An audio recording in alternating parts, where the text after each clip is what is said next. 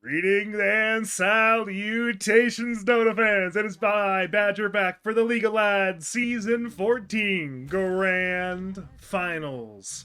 In the commentating booth with me tonight, a man of many titles, former DPC player, strong lads competitor, Zoro Slayer extraordinaire, Strawberry Shark, aka Salacious Sea Lion, aka Salving Salmon 37, aka Rook, aka Jim. How are you on this fine evening? Chillin'. Always glad to spend time with the artist formerly known as Badger, also known as Badger the Fifth, also known as Rank One. You know how it is. You've Bro, clearly this been draft is moving. up You to seeing date. this? We are moving. I mean, we are at the ban phase right now on Dying, Pugna, Lifestealer, Meepo, Magnus, Tiny Venge, SD, all banned out. First pick Doombringer, response Centaur Warrunner. Now the funny part is we're talking with Logical very recently regarding some of these bans. Clearly Logical's done his homework. Clearly Lefty and the Meth Smokers have done their homework, so get a bit of a different draft than we would have expected, and a bit of a different draft we saw in the winners finals, I believe. Hype. Speaking of, we do have two teams on our docket for our BO5 melee tonight. On the dire side, it's TTV slash SmilesPerHour, the logical captained unit that has been absolutely on a tear in this playoffs. They were a good regular season team, but it's been in the playoffs where they have been out of control. They are currently on a 6-game playoff winning streak. They have not lost a single game in this playoffs. This includes, by the way, a 2-0 victory over the Radiant team in the winners finals. On the Radiant side, it is Yeah We Smoke Meth So, who have also looked very strong against basically every other team in the league. Again, headlined by players like Enough and Lefty and End Planner. Should be a really fun up-tempo series here tonight. Hype. Of course, those who have been following the season do know that these teams have played 4 games against each other so far. And I'm hoping the grand finals is not too one-sided because Logical and company have won 4-0 in those 4 games. So I really don't like this Fen pick. neither do I. But we have to be optimistic. There's plenty of games for them to lose. Well, sure. I'm just. Oh, is this best of 5? Yeah, it is.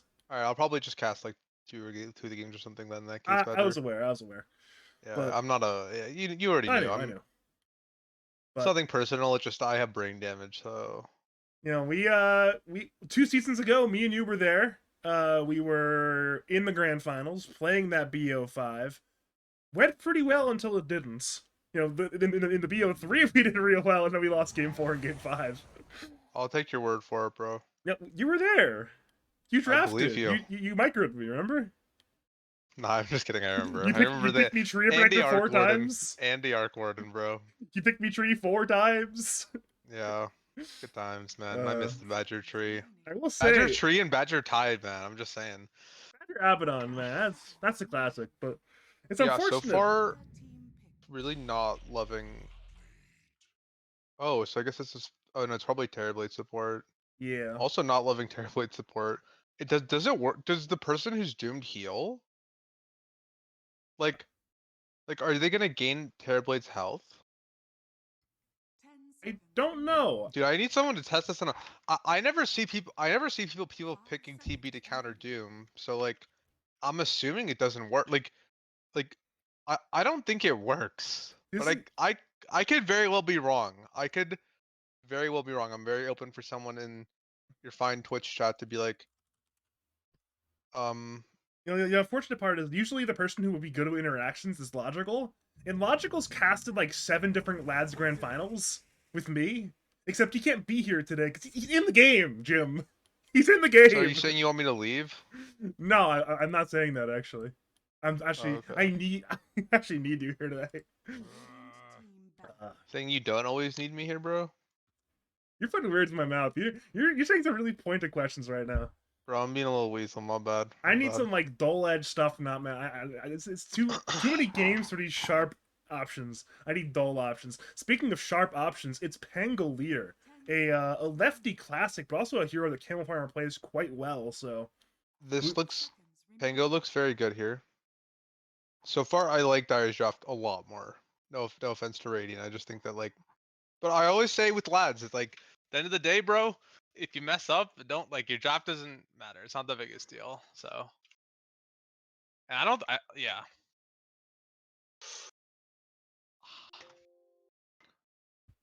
All right, so we are past the entirety of the ban or the first two pick phase and the first two ban phases. We are in that third ban phase right now. It feels like Dire have some very strong lanes. Like I know lanes, those are real. You say draft isn't good, but lanes are definitely real, and I like a lot of these Dire lanes right now. I mean, Sven Shakiro is a strong lane. Like, I think that both sides have pretty good lanes. Honestly, I think that both sides lanes are fine in my opinion. See, the way I view it is if it's Lena carry, right? This Lena carry lane is going to dominate that lane. Pango, the ultimate wash mid hero, will wash mid, and then Doom in the top, correction, bottom lane will just skill devour and buy a Midas and acquire gold. Only problem with that buy Midas idea in skill devour, good to see you is not a known max devour first Midas buyer on the Doombringer. Nikki tends to opt towards like max scorched earth infernal blades, so not the Oh, that's greediest good. They can builds. they should like the Doom Grimstroke should not win this lane very early on, but they can actually kill them pretty easily as the lane progresses. You know what I mean? Like, I think it'll be good if they max Scourgers. It'll actually let them like win the lane at a certain point. Rubik. We're bringing in Okay. the dog Rubik, nice and early game one. Is Dog playing mid for them? No, well, that's just say the six dog Rubik because there's two dog Oh. players. There's dog as in logical, aka I was logical, gonna and there's say like literally six dog. I was gonna say that this looks like a really good Rubik game. Like, or I was gonna say it earlier, and then we were talking about something. I think we were just like memeing. Yeah, probably. So I forgot to say it, but yeah, this at the time it looked like a really good Rubik game, and nothing has really changed from that since I was thinking of this in my head. Really curious to see what Radiant's gonna pick. I feel they need something that will sufficiently round out their draft.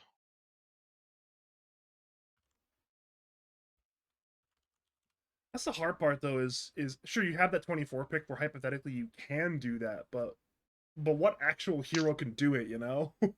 What actual hero could? I'd have to really think. I don't know. Well, how about that Win. one? How about the Ranger of the Wind, formerly known as Windrunner for Lefty? Like, it's an okay win game. I don't think it's like amazing, but I think it's okay. Hi, Cat One. Oh, you heard her? Yeah. Yeah, she wants to. She really wants to join the cast. Come on, I literally just fed you, by the way. Like, what's up? It's a reoccurring villain. No, she was really chill today. Up until like, Badger. Maybe when she hears me talking to you, she gets jealous. Do you think that's what's going on, bro?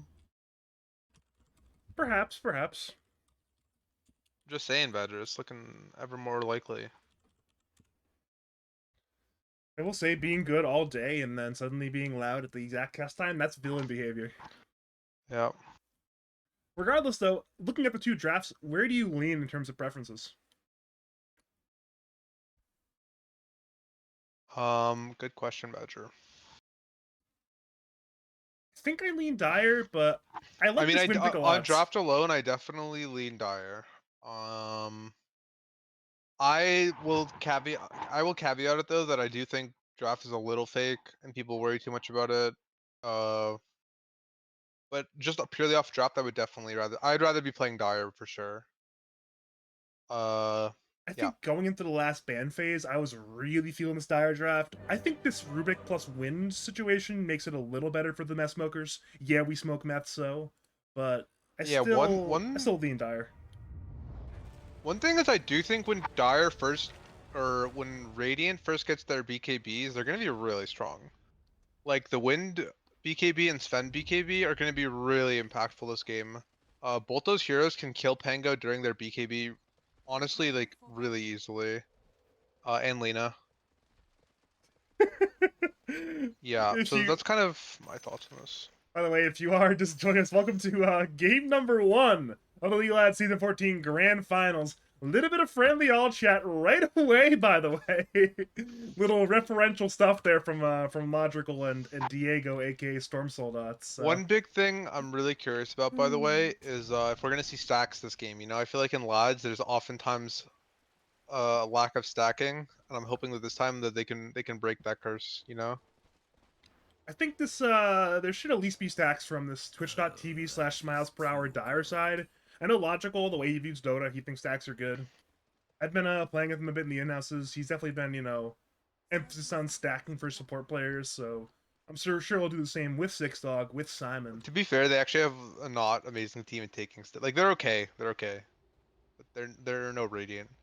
I mean, at least they have the Lena. Like, the Lena hero is Yeah. pretty good at doing it. Pango's good at doing hard camps too. Mhm. If you stack hard camp for mid, he's much more mad doing ancients. He's not terrible, but he's not. I wouldn't call him like great. If I'm Simon playing this Grimstroke 5, I'm definitely stacking this main body dire jungle. Getting like a double stack here and here, maybe like here and here, one of these camps. Just do whatever Yeah, you can I think to it's get important the that you main only camp do that stacked. though if your lane is going well, because otherwise like if the lane was going badly, the centaur can just eat the stacks in literally like half a second, you know? Like Hmm. centaur max QW, cast a spell in the camp die, all gold gone to centaur. You know what Yeah, I mean? that's the worst case So scenario. they do Yeah. have to be a little cautious about that. If you stacking look up above, or I'll draw on the map, or I'll ping on the map. Where I can't. exactly are you ping? Sorry. Like stacking these is usually safer. Oh, Like like these camps. Okay. it's pretty rare offlaners will head over there because it's such a dangerous spot. Like if you think about it, if the offlaner has to find your stacks like here, they can TP to the two towers. But if they have to find the stacks here, it's like way further out, you know. And then the offlaner inherently has high ground advantage. I hope that that was knowledgeable insight. It Thanks for actually listening. was. I mean, I know I'm a bit of a psychopath when I play Dota. I'll often smoke to scout stacks against certain teams. Oh, But that's not good. everyone wants to do that kind of psycho behavior of just smoke to scout stacks to ruin someone's day. That's what made you such a good player for our team, Badger. Ah, good times, good times. I miss having Badger on my team. My life's lost so much value ever since then. Me too, but in reverse from not having you on my team anymore. uh, Meanwhile, top lane, there is some brawling going on over there. End planers running out on the support terribly. Enough stop from enough hits logical. Seems like everyone's fine for now, though. So what is the percentage chance? Correction. Over under on number of first bloods I missed tonight. 1.5. Not the over or the under. We had the number of first play what? Number of Would first be- bloods I miss with Oh, you the missed? camera work. 0. I'm taking under. Hope you're right. Either way, bottom lane, lift on Jahan. He's on the run of the Look top, trees look right top, look now. top, look top, Meanwhile, look top top, lane, look top. they're going in with a 1v1 support duel. Simon brings down Emplaner. Back to bottom lane. Jahan still running. Thank you, Jim. Blood grenade from Six Dog hits Jahan. Meanwhile, top lane again, Simon finally dies. Jahan does not get the deny off the Roshan, so in the bottom lane a 1-for-0, in the top lane a 1-for-1 trade. I think Enough actually might have won that trade. I giving can up the keep soul it to 0, experience. Badger. Unless you refuse to look over, I can keep it to 0. I appreciate that. All right. I would have missed it though. I would have actually missed it. Bottom lane, wait a minute. Storm Soul Dots is very injured.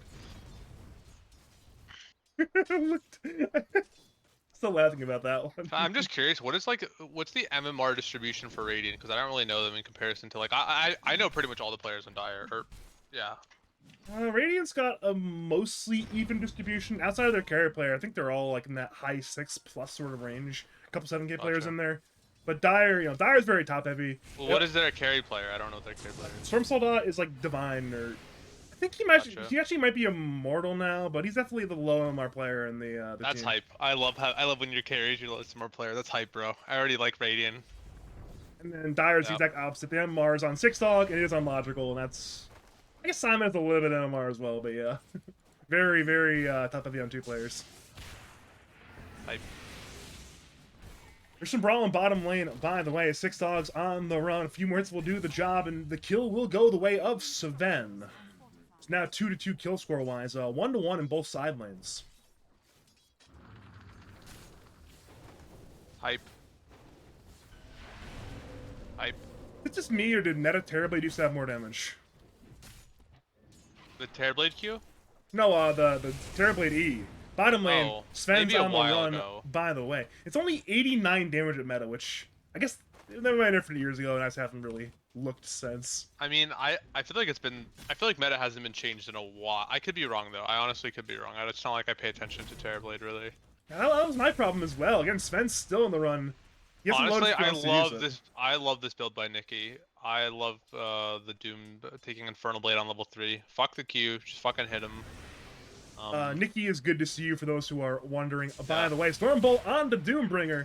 It'll be Death's bottom lane. Question is who? Sven is low, Doom is low. Meanwhile, top lane heroes die. Back to bot lane, dual breath misses. Not that it's going to end up mattering. Both cores go down the bottom lane. Jahan's on run from Six Dog. He's got Fade Bolt in 2. He wants Jakiro. He smells it. He tastes it. And the Fade Bolt will bring down Jakiro. Across the map, a 3-for-1. Big win for TTV/MilesPerHour.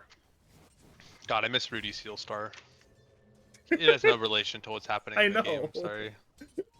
I mean, technically, he did play a number of these players in Lads Plus Grand Finals. Yeah, which but- was like 2 days ago or something. Because, yeah, NPL, Logical, and Enough were all in the winning Lads Plus team against Rudy Sealstar. Top lane, LSA from Logical to run away from the NPL TB. Inkswell stuns both. Logical looks to fight with the last of his life. With the 9 wand chart, is Radiant do not commit for the dive, knowing it would not succeed. Instead, TB is being right-clicked down. Dragon Slave will not be casted. LSA will end up being sidestepped by Enough. Meanwhile, bottom lane, as Doom goes down, Jahan will go towards Six Dog. Six Dog goes for neutral dive, but cannot find a double kill for Jakiro. Back Bro, to this top lane Shakiro is again. rich. He is rich, you are right. Shakiro's got some gold. There's I'll some say right now, there's a silence. really big, the wind is like dominating this mid lane. I think Pango sent out a lot of regen too, based on I checked the net worth instead of just the lost hits, and yeah, Pango's having a tough time right now. The wind pick is rather good at laning into Pango, so not too surprised, but yeah.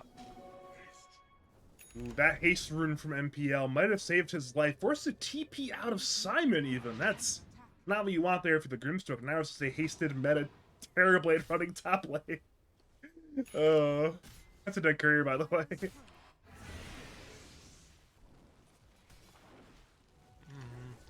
Kind of curious to see what item Centaur is gonna buy first. I think there's a lot of options for this hero, honestly. Yep. I agree. You don't have to yell at me. I don't know what I did wrong, bro. If I want to yell at you, I'm gonna yell at you. Actually, that's not okay. I know. You can't just yell at your friends, man. I can and I have. I'll do it again. I'm yelling. He's scaring me, Twitch chat. He's scaring me. Uh... I get easily frightened. Azure knows that, man. Speaking of easily frightened, if you're a fan of this dire side, you might be a little bit frightened by the numbers you see. Number 1 net worth by a decent margin is Wind. All 3 Radiant cores in the top 4 right now. Logical, the lone dissenter. Speaking of Logical, though, he's not being a fight top lane. Through the Twin Gate comes Jakiro. Via TP scroll comes Six Dog. It'll be a 3v3 fight. TB is low. Inkswell on Simon. They're looking at Enough. He's silenced from the Grimstroke, so he cannot hoof stomp. Inkswell is stun. Phantom's Embrace will not end up damaging. Inkswell is dodged. Front of his dodge. Now Rubik ends up going down to the left. He rotated from the mid lane. He's looking for a dive and Logical, but cannot find it. Up to the south side of the fight. Simon is still fighting with M Planer. Twinkafe hits 3 heroes, but it will not matter. Still 2 kills. 4 decided, yeah, we smoke Meth, so both of them going the way of Lefty. See, it's definitely not a good time to forget what Grimstroke spells are called in the middle of a team fight. Let's put it that way. Nah, that's the perfect time to forget it. I don't know why. I just forgot what the Q was called. Optimus is Stroke best of in this Fates. Badger. I'm very okay. So far, not really any stacking going on. I'd love to see some stacks. Me I too. love Me stacks. too. Me too. I have let my carry die before to get a double stack. The right play? No, but it's my play. Yeah, that was the right play, Badger. Don't listen to the haters. My stack clearing mid laner was pretty happy about it though. Let's put it that way. Just funneling gold from carry to mid at that point. We see smoke, by the way, from the dire side subs. They're headed bottom towards Jahan and NPL. Good to see you. Jukes to the east. Six Dogs on the way. Speaking of bottom lane, Lefty, who just ganked top, now ganks bottom. If both these ganks connect, Lefty will be extraordinarily large. But for now, it seems like the second gank from the wind will not connect. Ported. And usually, the sort of like orthodox wisdom says, oh, bottom lane, they're going in for the doom. Shackle latches. Doom is dropping rapidly. Ice Path on one. Doom will end up going down. Could not get off the Doom in time. So that's one more kill for Lefty. I was going to say, conventional orthodoxy says that if you miss a gank, it's worth like a wave and a half creeps-wise. But Lefty still finds the kill. Pango's slowly getting to hit some creeps. This is really good for his game, most notably. Yeah.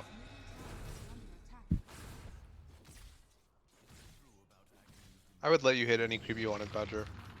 I know you wouldn't. I've been there. Okay, not anyone, but plenty of them.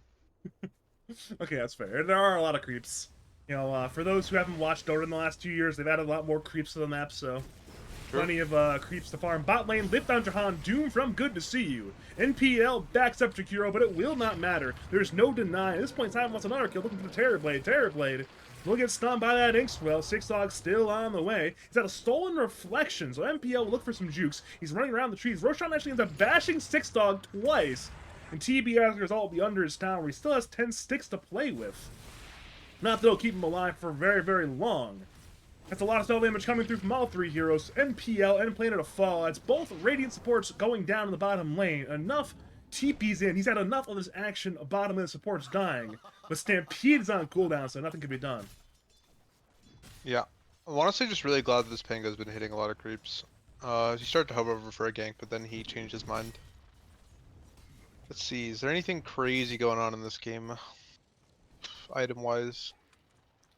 I got all the items up right now on the screen. I don't see anything too out of the ordinary. Yeah, I'm not seeing anything absolutely wild. Oh, it looks like they're starting to stack for Sven, by the way. That's really good for the, Stampede top lane from Enough. He did LSA the Centaur, but he's still in a lot of danger. He'll Laguna Blade Centaur before he dies, but it matters not. Big find for the Radiant side, and now he'll look to parlay that into a top T1 tower.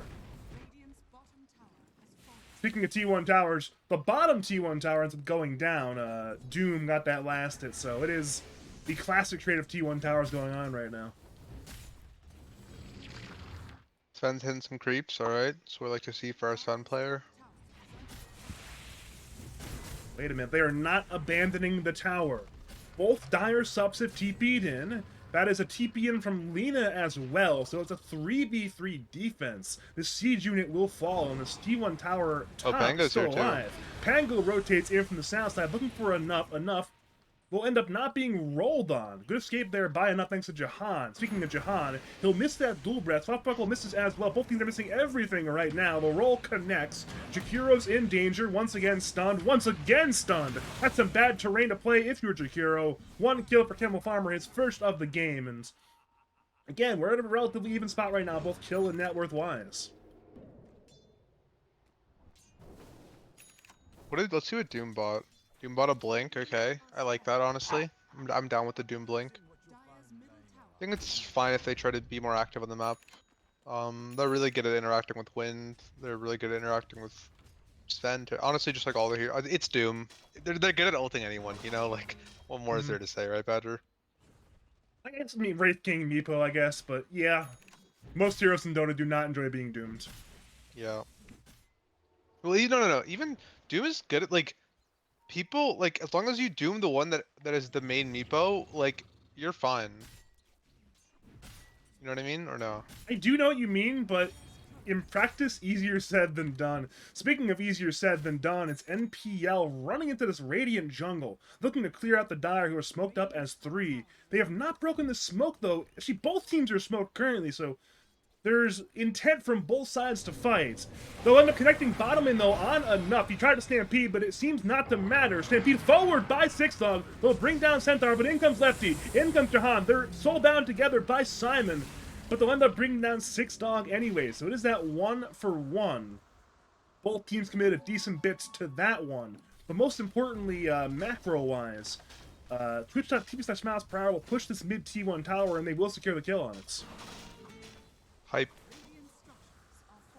Maybe they won't last at the tower, though. Focus fire from Lefty. Camel has Buckle in 1 more second, so he needs to get away. Now Simon TP's in. That tower is still alive, by the way, on 41 HP, so if Meth want to TP in more heroes, they are free to do so. Hype. Hype. Hype. Hype. Hype. So,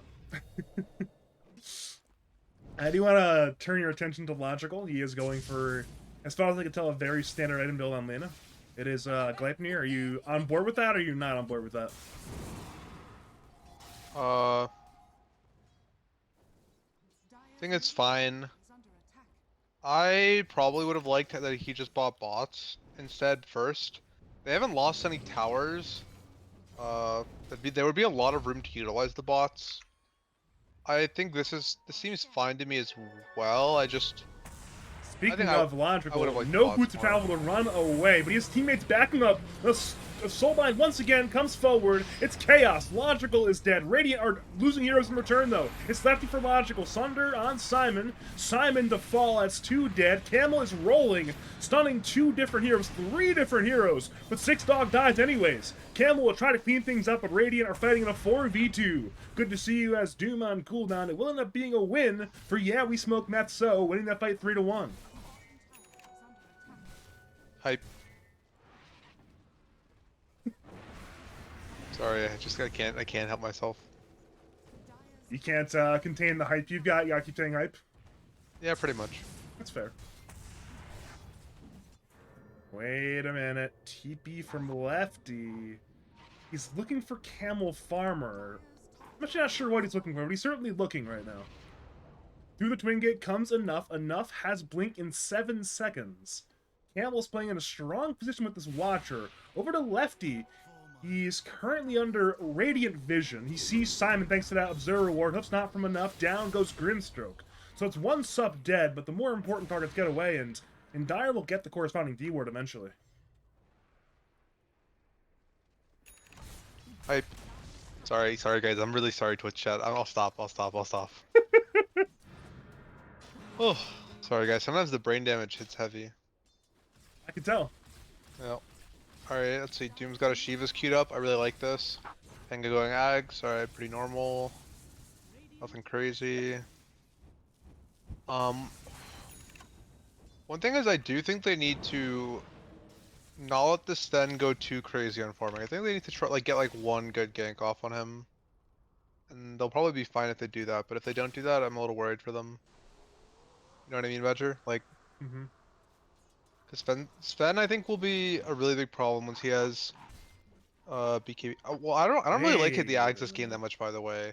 I think he should have just won a Blink, and then like a Crystallis and then a BKB. It's not the biggest deal in the world, but I definitely don't like it. I guess the idea is get on top of this Lena. We have been seeing a lot of Ags on some, but usually we've been seeing the Ags after BKB. So, well, I think even this build is not like too weird. Like this is pretty normal, but I think people have just defaulted. A lot of people have just defaulted to going at every game, even when there's like better options. And I think this is definitely a game for the Blink, like small Blink item. Hoof stop top lane. Good counter initiation by Enough. Soulbind links the Wind and the Centaur together. They'll bring down Logical regardless. They head to Good to See You, who's inside the Macro Pyre. Sunder did very minimal damage, but it mattered not. That's 2 cores dead. A big win for Meth. Big win for Meth. And again, they might even go for 6-dog here. Enough has Blink in 1. He's hunting, but he blinks in the wrong direction, but he finds Simon anyways. Simon blinks well and look to run away. Lefty's on the way. Diego's on the way. Simon will get stunned and get brought down. It's 3 kills now for the Meth Smokers. A 5,000 net worth lead, and they're picking out that top tier 2 tower. Yeah. That was pretty tough. I mean, Dire just didn't get to cast like any of their good spells. They all just like died beforehand. Doom switched the items to BKB, which should make it easier to cast their spell. Not actually sure that I love it, but I think it's probably fine. Yeah. What are your thoughts, Badger? You know, the funny part is they just keep nerfing BKB over and over again, yet it's still the right item on most heroes in most games. That's my thoughts. That sounds pretty accurate. Wait a minute. Speaking of Doom, Lefty is skulking on around, but Doom was a little bit too fast. Lefty perhaps, if he kept running, may have found the Doombringer, but just not the case. What's your thoughts on like people using the old Dota 1 names for Dota 2 heroes? Like, say I've been using Doombringer and Windrunner. What are your thoughts on that? I don't really mind. I don't have any strong opinion on it, honestly. Like, I don't know. It's just sure, go for it. Why not, I guess. I know for me it depends on the hero. Like you'll see me saying Doombringer and Windrunner until the cows come home, but if you see me calling I don't know Beastmaster Rexar or something, or even like That's saying weird because, Necrolite, like, I don't know. I don't know. I'm not gonna know what that means. And at that point, it would annoy me slightly, I guess. I know I don't like a know. couple of common ones are like people will say Nikes for lifesteal, but the problem is we have a Nyx. You've got Nikes and Nyx. It's not a very good not a very good mix. I know Gondar for Bounty Hunter was real popular for a long time, but that one's definitely petered off over the years. Yeah, that one I do know. Like, despite not having played Dota 1, I knew that one because I'd heard it a number of times before. Like you know, mid 2010s, a lot of people calling them that. Not as much anymore though. I will say, number one hero that still goes by his old name, Furion. That one's never gonna die, Furion. Oh yeah, I forget that that's not like yeah. Strong argument you're making, Badger. Very strong argument, legally speaking. Like, you know, Doombringer, Windrunner, not necessarily. I mean, you see a lot of people just saying, you know, Doom with no bringer or Wind Ranger now, but everyone calls it Furion still. This is true. Very true, Badger. Very true. So back Strong to the commentary you're actual, offering. back to the actual Dota hand. Do you have any noticings analysis wise, or which is a standard sort of farm game right now? It seems like there's just a lot of farm. I've noticed this in all the like Dog really doesn't seem to like buying bots on Lena. Yeah, Logical, he's somebody who definitely thinks a lot about itemization, so I'm sure he has a specific reason for doing it the way he does. Like, he was actually on the bot trend before everyone else was. I guess he got off the bot trend before everyone else did. Top lane, Stampede, Blink Hoof Stop, finds Six Dog. End planer enough, dove that tower. Logical and Camel Farmer are TPing in, but again, the TP's too slow, Radiant's too fast. One more kill for Meth, and now 6,000 net worth lead him into 21. Hype. All right, so over or under a number of times you say hype tonight. Let's go. Put the line 100. You want the over or the under? I'll take the ender. I'm gonna control myself. I think we're already at like, I don't know, 18 probably, something like that. So we're getting up there. We're getting up there. Uh, Alright, Sven's got a BKB up next. That sounds pretty good. I really hope they give this Aegis to Wind Ranger, by the way. Sven is just such a bad hero to use Aegis.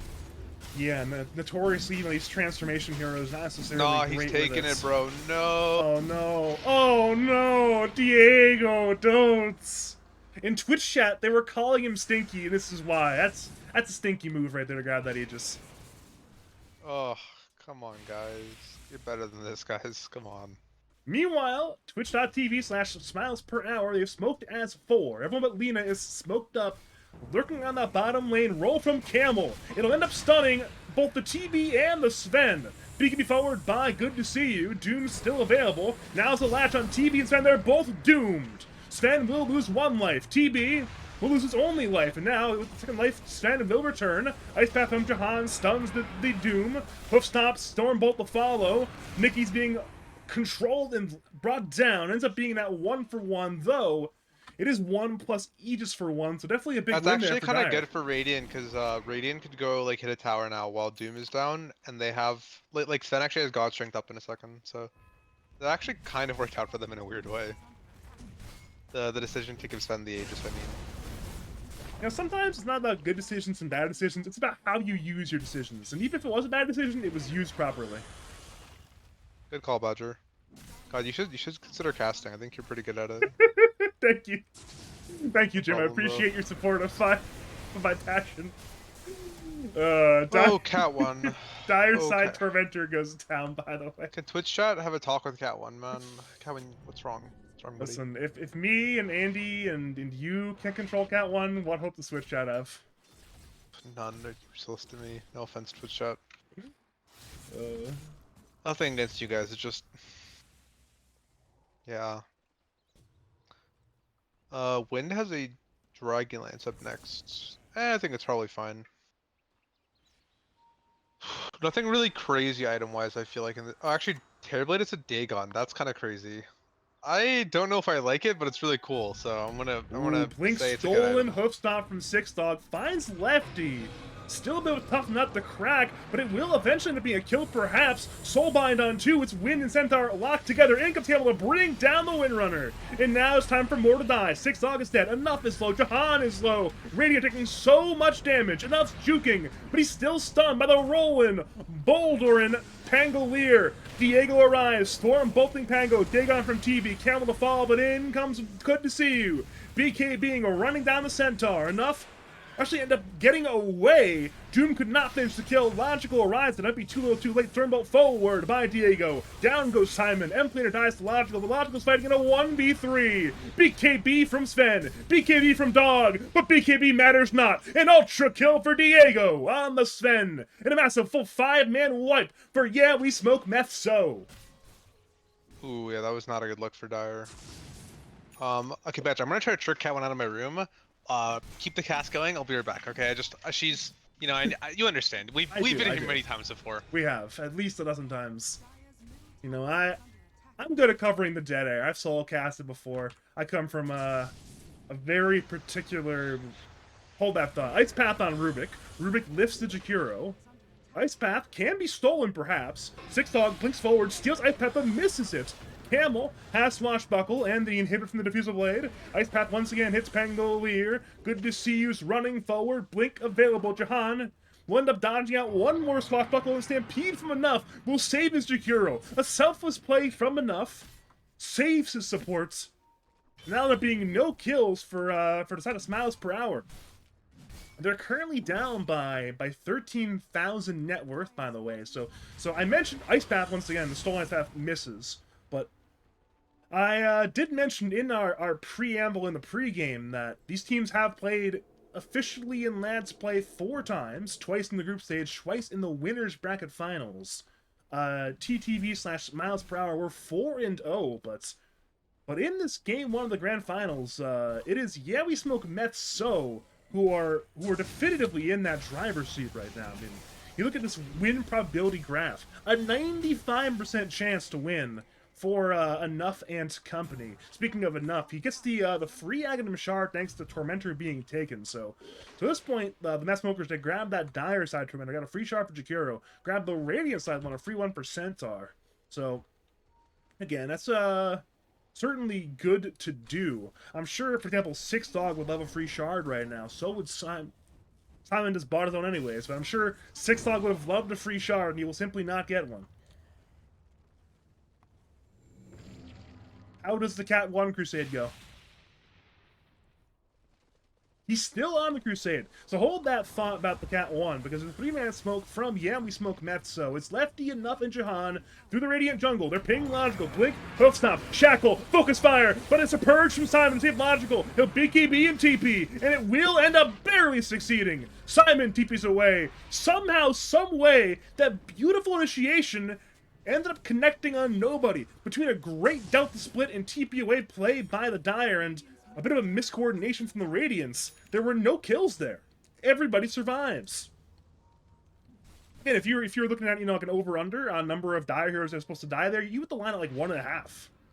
And we got 0. We got 0 kills, so it's a good escape there by Logical and company. Especially Simon there with that important purge with the Shard Inkswell. Top lane, Gleipnir LSA on Diego, but Logical's been caught again. This time he cannot BKB. Camel's rolling, but it matters not. Logical is once again dead. That is his 5th death of the game. As that happens, Simon ended up going down to Lefty and I believe the Centaur War Runner as well, so again, 2 more kills, 1 more big core kill, Lefty once more. Shackle finds Six Dog, but he will not overly commit for the kill on the Rubik. Focus Fire was available, but he held it. Grimstroke now buys back, looking to defend that top lane. Diego is red. He's angry. He has a large sword, but Dire have the glyph button. As a result, the tower will live a little bit longer. But again, between the Sven in the TB and the Centaur is a lot of building damage. Camel looks to defend with that swashbuckle. And melee racks are under attack, range racks are under attack. Both will end up crumbling. That is building damage. Structural integrity has been broken. A full set taken top lane by Yeah We Smoke Meth So. They have removed the bricks. They have removed the copper wiring. They're going to sell them all for Meth, it appears.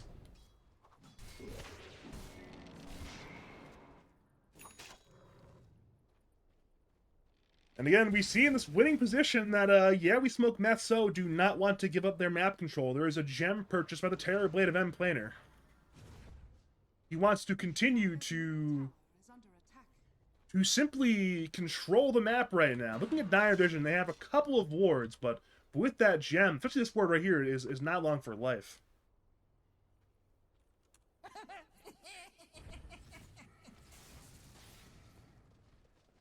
Have you returned, Jim? Okay. He is not back. He is still dealing with Cat 1. Perhaps he is giving Cat 1 wet food. Okay, Badger, mission accomplished. Welcome back. Quite the long mission. Speaking of mission, it's Mission Impossible bottom lane. Roll from Camel looking for enough. Enough has Blinken 1 Stampede in right now. Camel still rolling. Stolen Power Shot misses. A Shiva from Enough. He still wants to bring in the Pango. Pango TP'd away. So what exactly do you do? Oh, keyhole that thought. Stampede, looking for Good to See You. Good to See You has been caught, and there's a TP cancel. Help stop, cancel the TP. Power Shot gets the last hit. That's one more kill for Yeah We Smoke Meth So. What was your question? I'm sorry. I was going to ask, how did you trick Cat 1? This is like a wet food operation? How did you do that? Nah, I just kind of like, I just go towards Andy's room, and then I chill in her for a bit, and she goes to it. Well, usually she comes out right away, but then I also have to use the bathroom, so then I just was like, alright, I'll be right back. I see. It just... We're doing our best, Badger, okay? I know Twitch chat, at least 2 people in Twitch chat are interested in the Cat 1 saga, so had to keep them updated about that one. Cat 1 has been very well behaved today, guys, up until I started casting with Badger. I genuinely think that, like, I think she gets jealous of when I cast with Badger, I swear to God. Like, this is just, it's such a recurring theme that, like, I'm really starting to think that, like, not like trying to, like, blame Badger, but, like, a little bit, you know? Since one of those things where Cat 1 has gone from very well behaved to variable behaved, and that's how it's going to be sometimes. True, and Badger pilled. You guys ever take your Badger pill? I've heard there's a lot of arsenic in that. I'd be careful about it. Okay, fair enough. Yeah, Radiant is still kind of. This is kind of This is kind of like the natural game progression that I was sort of expecting. You know, when I left. So, in a sense, I feel sort of like, oh well, you know, I had a pretty good idea of what was gonna happen. You know what I mean? Yeah. Yep. Yep, eel. Any yep eels in Twitch chat is the real question of the day. We are on a delay, and you knew that. Maybe we will, if you want to, like, you know, check it out for the next, what is it, 2 minutes? Perhaps you too can see that occur. Good point, Patrick. Good point. Strong legal arguments you're making. Well, speaking of strong legal arguments, Radiant have gone for their vested option of a 4-man smoke gank through the Twin Gate. They see logical top lane. He has got Shadowblade and BKB. Dire don't have direct vision, but something appears to be up. Logical back to the south. They'll find Six Dog on the smoke. Logical went invis, but Lefty's hunting. Logical BKBs and TPs. Six Dog will not be so lucky, getting brought down by that power shot from Lefty. So It's again, pretty hard against. It's pretty hard against Radiant, but Dire needs to find a way to delay the game. Like, they need to do like the rat behaviors, you know, Badger. Like, you know about the rat behaviors. Oh yeah, we're seeing a bit of it right now. Camel is cutting the wave mid, but it's not an easy game to do so. Again, you look at these heroes: Sven with Ag, Centaur with Blink, Wind with just being a windrunner. It's a little hard. It is, Badger. It is. It's rather difficult. It is rather difficult, but they have to do it. There's no getting around it. You know, like, they can't team fight them. While, like, either they need to know that Radiant's BKBs are down, or they need to rat. Like, they just can't team fight them without the BKB while the BKBs are up. Sorry. It's just not. I don't think it's possible. I think that their only solution is to do what I just described. I mean, a lot of these gangs as well, like these smoke gangs, they have not connected on necessarily cores every time. And there have been times they've looked for logical and they ended up getting a kill on a sup, and it still was a massive lead despite that. He just goes the way of Diego. Yules from MPL is there on Lena. Good to see you. Blinks in. There's a Soulbind, but it does not link to anybody for the Terror Blade. Jakiro's caught by Gleipnir. Stormbolt forward by Diego. Camel's still fine. Laguna Blade's there, and Jakiro to fall. It's already one dead. Problem is, in comes the Cavalry. Blink clips not from enough. Finds Logical. His Big EB still on cooldown. Not that it would have really mattered. That's a 1-for-1. A big, straight up 1-for-1. Leaving it for Jakiro. Yeah. I also think that the Lena needs to buy a data list or an MKB actually too. Maybe they should buy an MKB instead. I think they just need to get damage and pray to God that like I don't think that like a Hurricane Pike is actually gonna save them. Even if it does, I don't think they're gonna do anything like while being saved. You know what I mean, Badger? Like, I just don't think it's gonna accomplish anything. Is that the stolen? Okay, 6-Dog used a stolen Stampede to cut the wave mid for extra creep damage. I was like, wait a minute, Stampede. Wait, shouldn't it be on cooldown still? Speaking of, enough try to find 6-Dog. 6-Dog blinked away in time. Can't try to kill these creeps. The creeps are still fine. Melee racks mid go down. Backdoor has returned, but the main building in question, that melee rack middle lane, is dead. So it's equilibrium in 2 lanes for yeah, we smoke meth so. And the concern is this game is only getting more difficult. It is not getting easier. It's not even staying at the same difficulty. It's simply getting harder. That is very accurate, I would say, yeah. Which is not good. I think we can all agree that that's not good. I mean, if you're a fan of Yeah We Smoke Meth So, it's actually really good, because they're the ones who are getting an easier game as time goes on, but... You know, if you look at the win probability graph, it's a 99% chance for the Radiant meth smoking side. The non-smoking side, twitch.tv/SmilesPerHour, they are in a very rough game state as it currently stands. Yeah. They are, Badger. Good call. We see a miscommunication between Jahan and Endplaner. Endplaner dewarded this ward here at the Dire Draw camp, and then there's an extra sentry placed anyways by Jahan just to cover it again. I mean, it makes some sense in case there's a fight that breaks out there, but I think support was coordination right there. Dude, Sven has so much gold. Oh my god, I didn't realize just how he's so big. Oh yeah, I mean 27,000. He should really eat the eggs, and like he has so much unutilized gold right now. Like during this next fight. Now, I don't think it really matters, but... Alright, consider the following. Unused gold. He's still highest net worth by like 5,000 gold. Well, yeah, gold. But actually his effective net worth right now is the same as the... Soulbind in the backlines. Double Doom on Centaur winner. This could be the jump that the Dire side need. It's Chaos once again. Roll around by Camel. Two-man Inkswell stun on Jakiro and TB. Meanwhile, Sven is just staying at the Dire side high ground. He killed the range tracks, but he's being locked down and brought down. That's one life dead. And BKB on corner for life number 2. Stampede forward by enough, but he's lifted by 6-Dog. Good to see you. Is low. Diego returns. Simon to fall. Ice Path and Logical. But he BKBs. Sven is being right-clicked down. He'll end up being brought down a few more hits, and he's dead. Hoof stop on Pango, but it's too late. They've lost to Sven. It's currently a 4v4 fight. 6-Dog. Stolen Stormbolt hits Terrorblade. TB has no mana for Sunder, but it will reflect 6-Dog anyway. 6-Dog eventually will end up dying. Triple kill for Lefty. It's a bit of a disaster right now on the defensive end, though, because, again, Radiant have more buybacks. Sven is pulled back into the game. I really like the Sven buyback. It's like, fuck it, guys. Listen, okay, let's go get megas. You know? And now like Dire buyback. It's Rubik and Pango returning. Another 5v5. But both teams blew their load. They are on cooldown BKB-wise. Lewd. Little bit, yeah. Can't be saying that, Badger, in here, man. Alright, they've unleashed the arsenal. Is that what you want? No, I was fine with the first one, to be honest. I was just fucking with you. Sorry about that. Oh. I'm a bad person. 41 over this. You're right. I'm sorry. That's okay. You're doing your best, bro. Wonder how Twitch chat's doing, man. How's Twitch chat doing? They're doing alright. There's more active than they normally are, which actually kind of makes sense, given there's more viewers than there normally are, but still. 3-man smoke. How many viewers is this right now?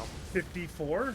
Oh my god, Diego is Badger. red Pop right off. now. Looks for Meliarax. Roll from Camel Farmer. Diego BKBs. Meliarax die. Enough stampedes to find some time for Sven to escape the dire base. Camel's still rolling now. Rolls backwards, recognizing that this defense has already failed. Key problem: we're running out of buildings to die. Bot racks are fully dead. Top racks are fully dead. The mid racks have 25 HP. The TP illusion might just kill it right now.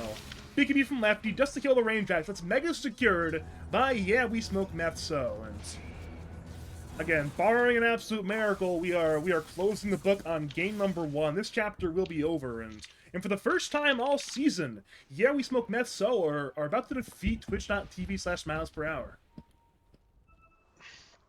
Should we report one of these teams? The winner, yeah, the winner of the series. Oh, okay. Alright. Fair enough, Badger. There's absolutely no need to yell, bro. Yes. Oh, enough hunting. Shiva's hoof stomp, double edge on Six Dog. Six Dog ends up dying to power shot. Enough BKB for just in case purposes. Not that he really needed it, but he's alive now. So, how did Dire still win this game? I figured it out. So Diego, with all his gold, buys a rapier and feeds it. That's the way, right? Has to be. Montreal gets Ice Path, purged by Simon, however. Camel's once again rolling. He'll stun 3! That's pretty fantastic. But to what ends? He might just die anyways. And he ends up dying anyways. He's got no buyback on the Pangolier. It's once again a Doom on 2. Windrunner and Sven are both doomed. Both appear to be somewhat fine. Alright, at this point, Nikki's getting kited around. Logical's only HP blink in by enough to bring down the Doombringer. That's one more kill. Nobody's got a buyback. Logical's trying to hit. But what can Logical possibly do? Good blink away by time to disjoint that Stormbolt from Diego. But the buildings could not buy a Blink Dagger and use it. They could not disjoint this damage. The Glyph will delay it by a couple of seconds, but again, no Rubik for 10, no Doom for 30, no Pangolier for 70. The buildings are simply going to die. True. And he yules on Logical. They're not even going to let him try to defend. Too many stuns, too much damage, and the GG skull. In game 1 goes the way of Yeah We Smoke Meth so. True. Other people shouldn't be smoking other people's or policing other people's meth smoking habits. I think their name's really making a strong moral statement, to be honest. True.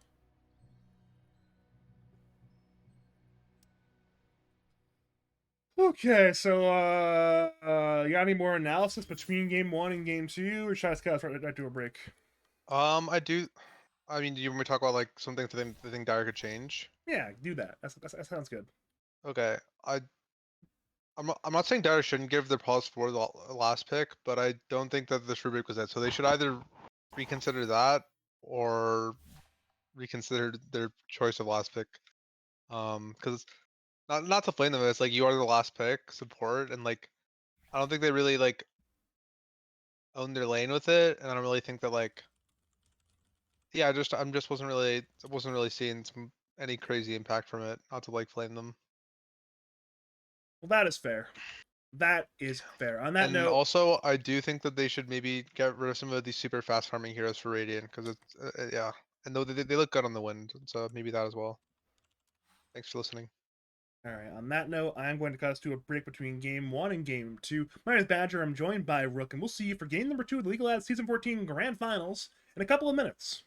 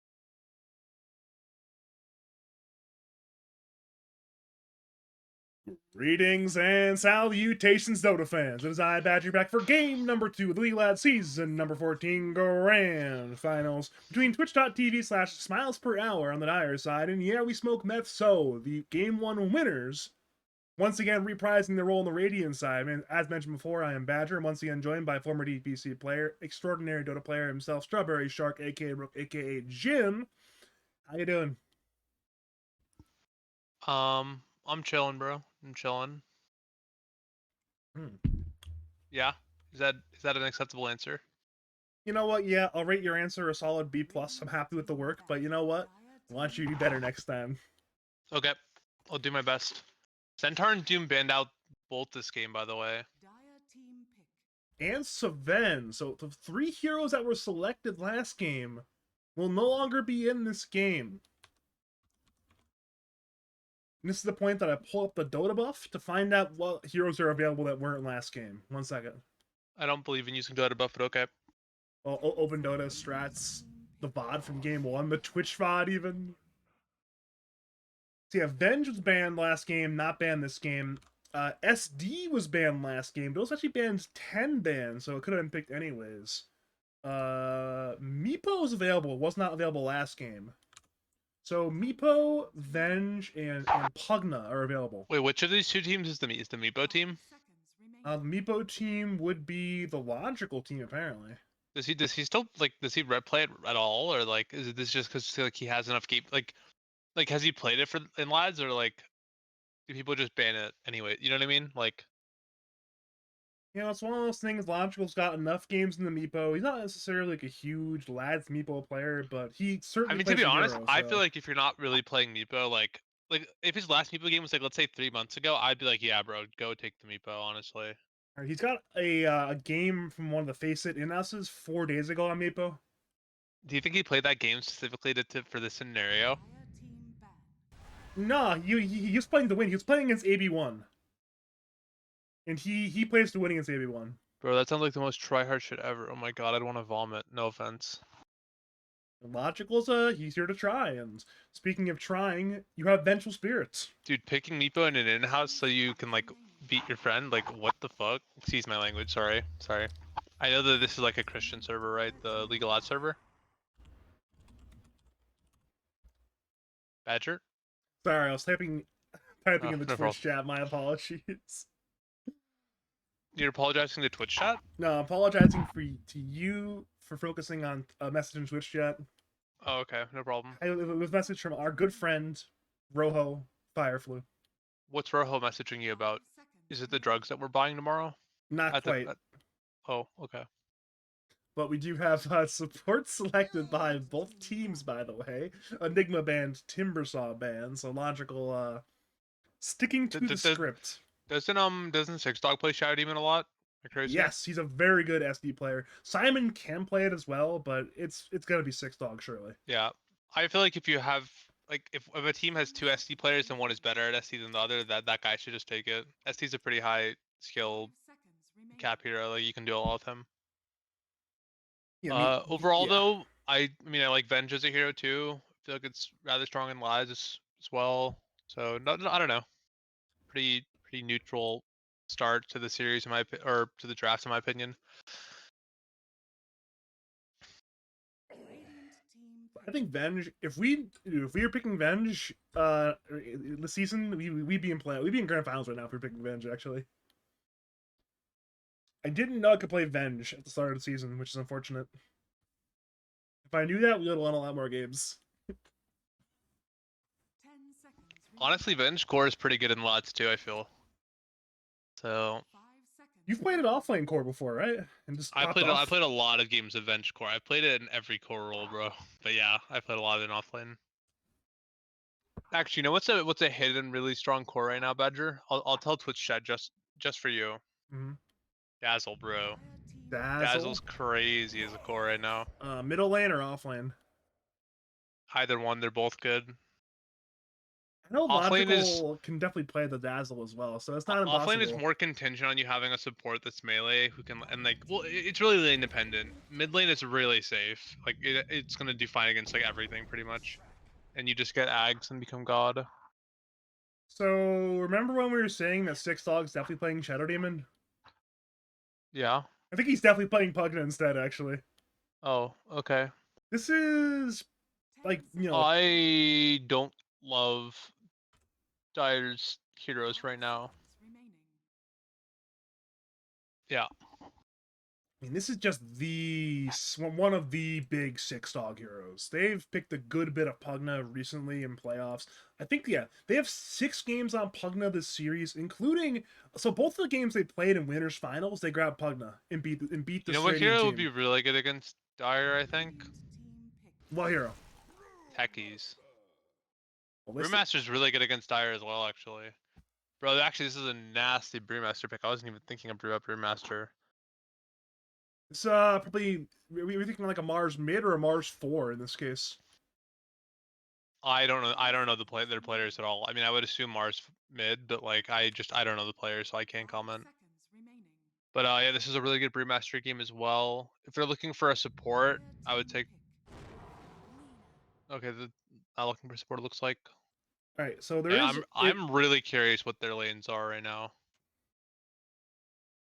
it is notable that End Planer does play Mars support, so it is a possibility for this Radiant team to pivot that direction still. Whoa, that's a Spirit Breaker. I'm pretty confident this is Speed Breaker 3. I feel like Nikki plays this hero if I recall correctly. Um yeah, I'm way preferring Radiant's draft right now, to be honest. Badger, I'm a little worried for Dyer. I feel like someone on Radiant should buy a pipe. And if they buy a pipe, all of the heroes on Dyer do like way less damage. Is that Like the brew item? I don't know, whoever wants to buy it, bro. Mars, Brew, I don't know. Venge, fuck it. It doesn't. I'm just saying someone should buy it. They should get a Mage Slayer or two. Like, I mean, like all of Radiant's damage is magical right now. Like, just so much. Like they are so all in on magical damage right now. So I did a little bit of scouting. NPL, not only is he playing Mars 4, but Logical knows that he plays Mars 4. Last time he played Mars 4, he went Vlad's into Blink into Yules. So again, maybe he can go Pipe instead of Vlad's on the Mars potentially. But I think this game he'll probably just opt for Blink first and let Brewmaster buy the Pipe. I think Brew is best played right now to play buy items for himself, but it's such a good pipe game, so I don't really know. I feel like Brew right now is strongest if he buys like a Radiance or something and like just plays for himself. So I don't know, but like just get magic resist on Radiant is the big takeaway, and buy BKBs and you'll probably win the game at this rate. BKB, you mean Eternal Shroud? No, I meant BKB to be clear. Oh, okay. I mean, I don't know, like I don't know, Badger. Don't yell at me. All right, what's a pick that'll like fix Dyer's emotional dysregulation of magic damage? I have no idea. Oh, wait a minute. What about Phantom Assassin?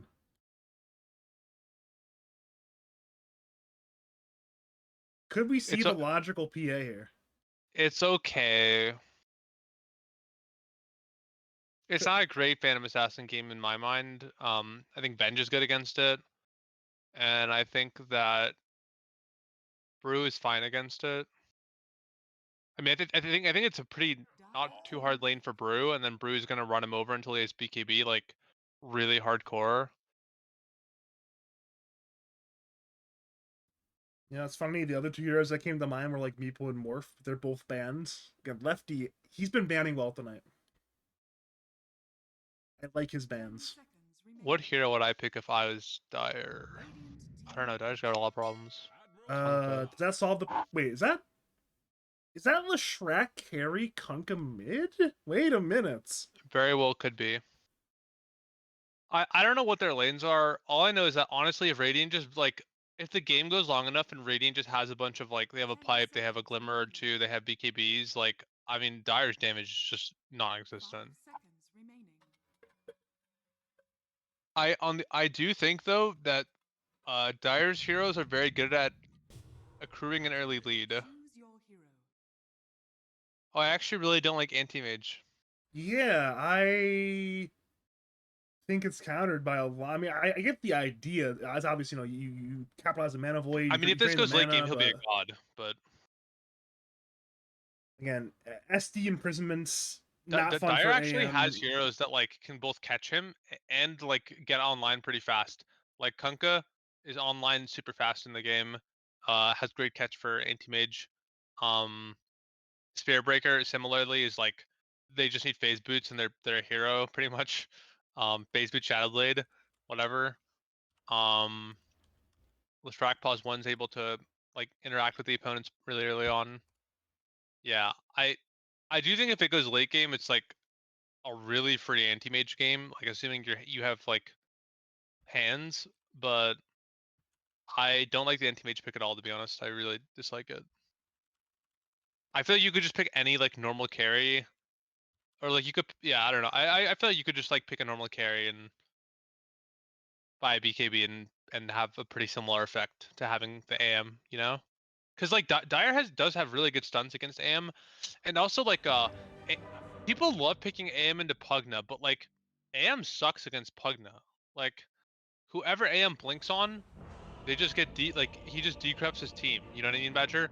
Like Mhm. if you buy the Ags and Manta, like Pugna shard, like this is one of the most common like things I see in pubs where people pick like AM into Pugna, but it's like Pugna's really good at interacting with AM like the entire game. You know what I mean, Badger? Absolutely. I mean, you think about it like a low level. Obviously, AM would do very well in that, but Pugna has tools. He's got a lot of tools. And Also, like tools are Pugna good. can give his team mana back. Like Pugna can make it so that like your AM the AM is doing less damage. You know what I mean? Mhm. Like it's just I don't know. It's a hero. I see this as someone who plays a lot of Pugna, and I see it picked into Pugna all the time, and I just think, oh, awesome! Like you're literally never hitting anyone in a team fight. Well, here we Like go through the yeah, jungle with the smoke already. This is going to be a fight. The ward, I think it spots. Yeah, it does spot. There's hero spotted right here. It will be a walk forward by Simon. Banishment on the Jahan's Venge. It will be first blood.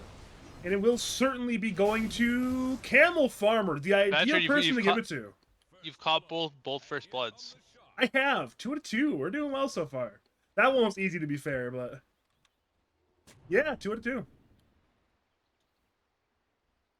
Wait, okay, yeah, that's. I really hope Kunkka is just buying bracers, by the way, and not going bottle. I think that'll make the lane pretty easy against Lino. I could be wrong, but yeah. I got some bad news. Oh, good news! He bought a bracer. He's bought at least one. Maybe he's going That's good. bracer in the bottle, but he's purchased at least one bracer. Okay, that's okay. That's fine. I just want it's one of those things where I'm pretty sure if you have like a really fast two bracers as Kunkka, you'll probably just destroy Lina if you play well. I would assume. I could be wrong. Like I feel like that's probably the case, but I'm not actually a mid player. When I play mid, I just pick Dragonite or Timbersaw. So or, yeah, I'm not Mm-hmm. not really a mid player. I think you have a pretty mean mid bat actually, but that's a walking Okay, review right there. honestly, I can play a lot of heroes mid, but like the heroes I currently play mid, I've recently played mid, So in terms of assessing power level, I just yeah. Also, Bat is not nearly as good of a mid laner as he used to be. He's more of a I know. yeah. There's a time though. I was a mid No, but laner at one all of point. that mid was so Is cringe. he? Like, oh my god. Dude, Diego's about to die. He's unironically about to die. God, I hate anti-mage. I know. Sorry, I'm gonna be so biased against them this game. Listen, at Oh, this point, they just want a 4-game series at least. If they lose game 2, they can win 3-1. That gives them at least 4 games to cast. Oh, it is a play okay. where I'm curious to see. So I was playing an in-house with I think it was Boris, and he was like specifically trying to coach me how to fix the situation that happened right there. And that's one way to fix it, right? If the camp's alive. So well played with the recovery. I'm curious to see To be honest, if to be Jahan honest, I've will just end been up pulling watching it mid from lane. here to I didn't even here, look bottom. though. Bottom side, I'm watching actually only bottom. Bottoms are really fun so far. I mean, mid. No, I What's just up don't with want to mid? look Anything at fun the mid? anti-mage because I'll get tilted. I hate having anti-mage on my team. I just. I've got good news for you. He's not on your team. He's in the Radiant team. I know, but instead. then I think about AM players, and I'm just like, oh, you disgusting rats. No offense, of course, but Okay, to be fair, AM is maligned by at least like 65% of Dota players, so yeah, Twitch chat will be on your side more than likely. nice. Also, Badger, you probably should try to get a different caster for the games past this one, because I think I'll just do. I'm just giving you a heads up. Okay, I should probably I'm gonna fix. I'll figure it out. Yeah, you can worry about it later. I just thought I would try to give you a heads up. You know, I appreciate the heads up. Thank you, Jim. Bottom lane, Courier of AM went down, by the way. Speaking of Courier's dead, Logical's Courier ended up going down as well, so both carriers without a Courier. It's really satisfying to watch Kunkka like Tidebringer ranged heroes in lane. I don't know why. There's just something I really. Bottom lane, Venge is dead. Sorry, you're saying about the Tidebringer? Oh, I just find it really satisfying to watch Kunkka, like hit ranged heroes with Tidebringer in the mid lane. It's like, yeah, usually you bully me and my melee mid laners, but me, I will be the one bullying you. Yep. That's all.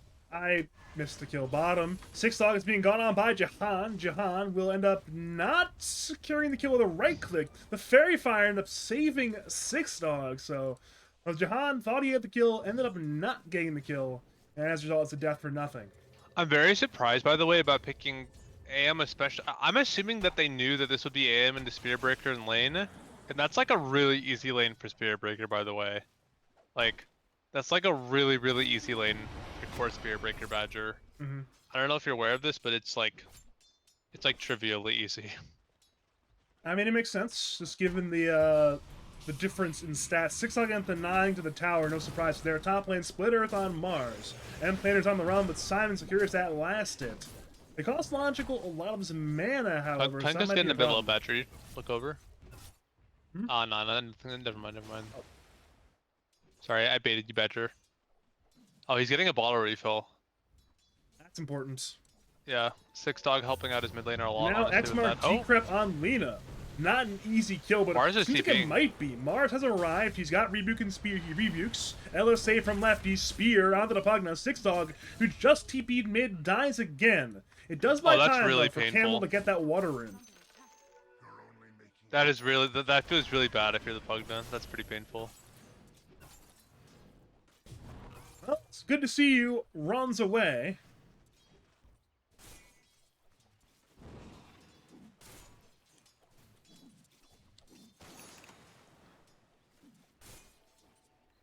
We are going to have I'm pretty curious what dog is gonna buy. Yeah. maybe like, I mean, it's like Bloodstones, Kaya Sanj. I don't know. Yeah. No, I mean, I'm just, I guess I'm more curious about like what items he buys in what order, you know? Because I feel like there's pretty, like most of the items Latrax buy are pretty like normal, like they all kind of make sense. But I'm kind of curious what order he buys them in, if that makes sense. Absolutely, it makes sense. One thing I'm really curious about is if he chooses to buy a Yules or not this game. Well, Pretty that's a curious good aimage, by about the way. Charge forward. Yeah, Hi, good to yep. see you. Yeah. I mean, you look It's, at AM, AM. notoriously poor stat gain hero at the early game, and then Spearbreaker is like one of the tankiest heroes in the Well, game. also, Jahan like, even if ends up killing Spearbreaker has Six no Dog. mana, like, he has like 7 armor and he still has his E. Like, you know what I mean? Yeah. Like, AM doesn't like win trades against Spearbreaker at any point, like in the lane. No, sirree, not at all. Yeah, it's just 2 more kills going in the direction of good to see you, Spearbreaker. Nikki is 3-0-2, by the way. So that's a good start to the game if you were playing Space Cow. Yeah. And the Pugna being away from lane for a bit gave them some nice solo EXP as well. You know, even if Pugna ended up dying and it wasn't great for their game, was not bad for Spearbreaker at all. Now, it's funny, we were mentioning Dota 1 names last game. Barathroom. Now, Bar used to be really popular for Spearbreaker back in the day. I as feel well. like I hear Bara a lot actually. I don't hear as much Bar as I used to, I don't think. I feel like, Fair enough. Wait a minute, top lane, there's a fight going on there. Enough has 3 stacks of poison on him, but he has a Lotus and a stick. He'll use the stick, but not the Lotus. He'll end up going down despite the Lotus being used. Logical secures that kill. Torrents is a little bit off the mark. As a result, the Mars will end up surviving. That's 2 redemption from that Shadow One thing Poison, that I but not think enough. will have a lot of impact on the I think this Brewmaster has the potential to like uh I don't know, like once we get towards maybe like 10, 15 minutes and on, he can really own team fights. I'm really curious how good this guy is at Brewmaster because I do think that this is like I think Brewmaster could accomplish a lot in fights this game, you know? Hmm. You can dispel Pugna, you can catch the Shadow Demon before he casts spells. Um, you can similarly like interact with Kunkka well. You can just like you know what I mean, Better. It's like the the the the pandas, like the broodlings could do a lot, like every fight. I'm pretty sure can he voice spirit even cancel like the Spearbreaker chart? Like there's just so many things he could do. You see what I'm saying? Absolutely. And again, enough is no stranger to these big time games. He went very deep in playoffs last season, just won Well, Lads Plus, yeah. so I mean, like he's it's not ready. about like the pressure or the skill of the player. It's specifically the skill at Brewmaster. You know, I think Brewmaster is a very specific hero where like uh you could be a really good player and be awful at Brewmaster. You know what I mean? Like there's like little relationship between those things. Like it requires a lot of like specific knowledge in micro. I feel This is if that true. This makes is true. sense. Yeah. I just kind of want a chance to say those things, though, It's so. also just a hero that I think is super high skill cap. So I'm pretty. I think this brew could like solo carry his anti-mage to the late game if he played really well. So I'm pretty curious to see how much impact they get out of him. Kunkka's running over to this top. Yeah, lefty rotates as well, so both mid laners have arrived. Lefty's in danger. X mark. The boat. It will be Alina in danger. Stun ends up getting brought down. Counterstun comes in from Mars, but it's too little, too late. Mars to fall, Venge to fall. 3 kills for TTV Smiles per hour. And that's one thing we saw was a big deal last game was Lefty succeeding on these early game rotations. Made 2 rotations on Windrunner, a huge success top, a minor success bottom. But this game, the rotations from Alina have not gone his way. Yeah. I mean, Lena. I think that like they shouldn't really feel pressure to interact with the game too much as Lena. I feel like Lena can just farm for a while and be like really fine, you know? Mm-hmm. I don't think Radiant needs to feel obligated to do stuff at all. Um, In the Dire short term, has I definitely agree with you on that one. yeah. Well, I mean, I'd say like for a while. Well, bottom lane AM appears to be dead. Yeah. Oh, never mind. AM is not dead because AM is a blink.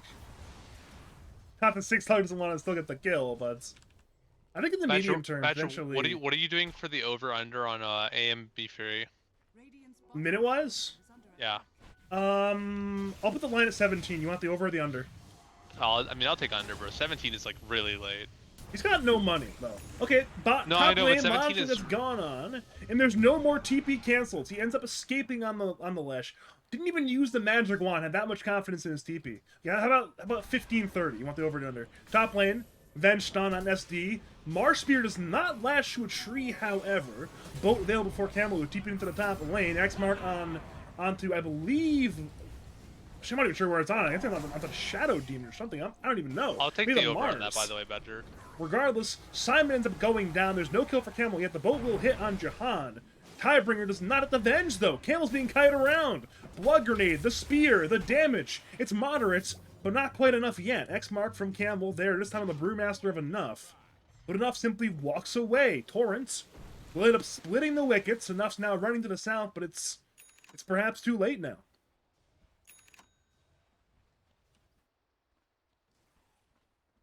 So it's a 4K net worth lead now for TTV Smiles per hour. But despite that, this Brewmaster still feels really powerful. Despite having no money and no items, he feels so powerful right now. You were right. Yeah, no, I mean, yeah, it's an insanely good game. Like, I wasn't joking when I said Brewmaster could like solo carry team fights this game. If he was like a monster at Brew, he could like really solo carry. Jahan mid lane offensively swaps 6 dog. He'll cancel the life drain. Spear back Laguna Blade from Lefty. That secures the kill. This is a game where, again, right now, despite Dire having the lead, Radiant stay there in prime position to win this game if they can play the right game.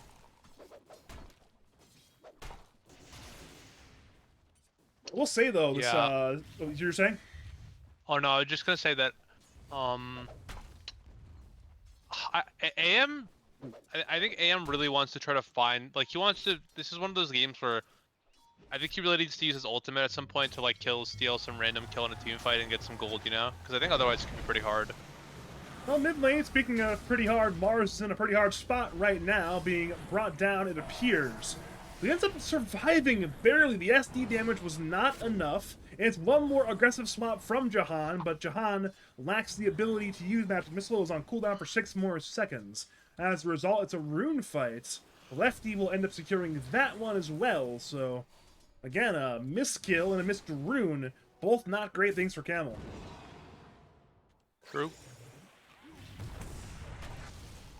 But yeah, I think AM needs to find his way into the game with some easy kills.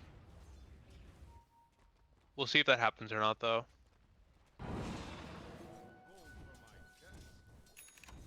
Again, AM, once the Beef Fury is done, will be able to recover and farm, but again, Diego is not only 6th in net worth, but look at Six Dog. He is dangerously close to being 6th in net worth. Yeah. What about it? Well, it's bad for AM. It's good for Dire if AM has no fucking money. Oh, okay, fine. Be that way. I thought you'd be happy about that. You were... Wait No, a minute. Speaking of AM... yeah, I'm just being a little rad. AM's... Oh, Arena off the mark. End Planer was like, hey, I'll kill the trees. Problem is there's nobody in the trees. Diego blinks forward, but again, Logical's here to fight. LSA on 2 from Lefty. The SDAM illusions are draining Lefty's mana, however. Lefty's pretty low on mana already. Jahan is hunting. Mars is hunting. They're looking towards Six Dog. Six Dog will get Mana Blade and eventually will get brought down. Took a while to kill the Pugna, but it eventually happened. X mark on Jahan, boat to follow. He'll swap to break the combo a little bit if he dies anyways. It's a 1-for-1 so far. Enough's half HP. Torrent ends up missing. Storm sold out, blinked away from that one. Another strike onto Brewmaster. Brewmaster's 1/3 HP and dropping X mark from Camel. Eventually, Brewmaster will fall. There's no way out but 6 feet under. One more kill for TTV SmilesPerHour, 2-for-1. That's a support plus core trade for a support, and it will likely end up being that bottom tier 2 tower as well.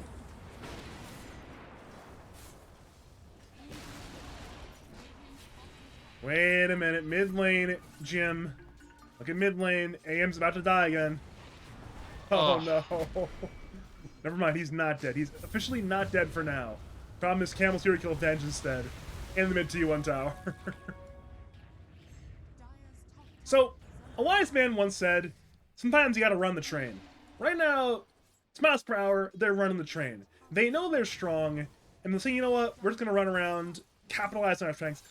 And a number of these great lads teams do that. X mark from Camel finds Diego again. He'll be fine in the AM, but he's fighting this. He's fighting this. He's draining mana, but he's still blink away. Like you look at say the KU teams, right? Those are teams that are great at running the train and capitalizing their advantages. And I don't think AM's actually dead here. X mark, boat, logical series dead, and it's official. Six Dog is 6 net worth ahead of AM. Go next. Oh, Badger. Oh, Badger. Are we going next in a split, Jim? I mean, I would be. I'd be like, dude, you picked anti-mage. All right, I hate you. Ugh. God, sorry, Badger. I'm biased against anti-mage. Okay, I admit that it's past the point of being reasonable. You know. By the way, I stand by my initial 17 number. AM's not even close to Beef Fury. Actually, 17 is probably too low. It's minute 16. There are no swords in the inventory of Diego. It's not looking good for our boy AM. Simon's being gone on. Vessel is there from enough. Simon will purge Jahan. Torrent. Storm comes in from the Kunkka. It's already a full axe for Camel Farmer. Simon is low. Stun on MPL. Simon to fall. It may be a trade soon, but nobody's dead quite yet. Jahan stuns with his last breath. Currently a 1-for-1. 6 Dog to fall. Double kill for Lefty on Melina. But it's an X mark on MPL. Will end up being at least a 2-for-2. Mars certainly dead. Airstrike is there enough as well. Enough will look to juke to the east. He's got 10 stick targets, but no primal split. He's already used it. And they're pinging. X mark, charge forward, edict from Logical. A lot of spells on the floor. Brought up and brought down. 3 kills for TTV SmilesPerHour. And one more team fight win. It's an 8,000 net worth lead at minute 16. And they actually do have heroes who can like hit the high ground pretty early on. Yeah, I mean Radiant has good heroes to fight at high ground, but Dire does have the ability to like, you know what I mean? Like Dire actually could try to win fast. They, I don't know how, I don't know what they will do, but they could attempt it. Especially with like Aegis on this track, he's really good at like sieging high ground. You know what I mean, Vedger? Absolutely.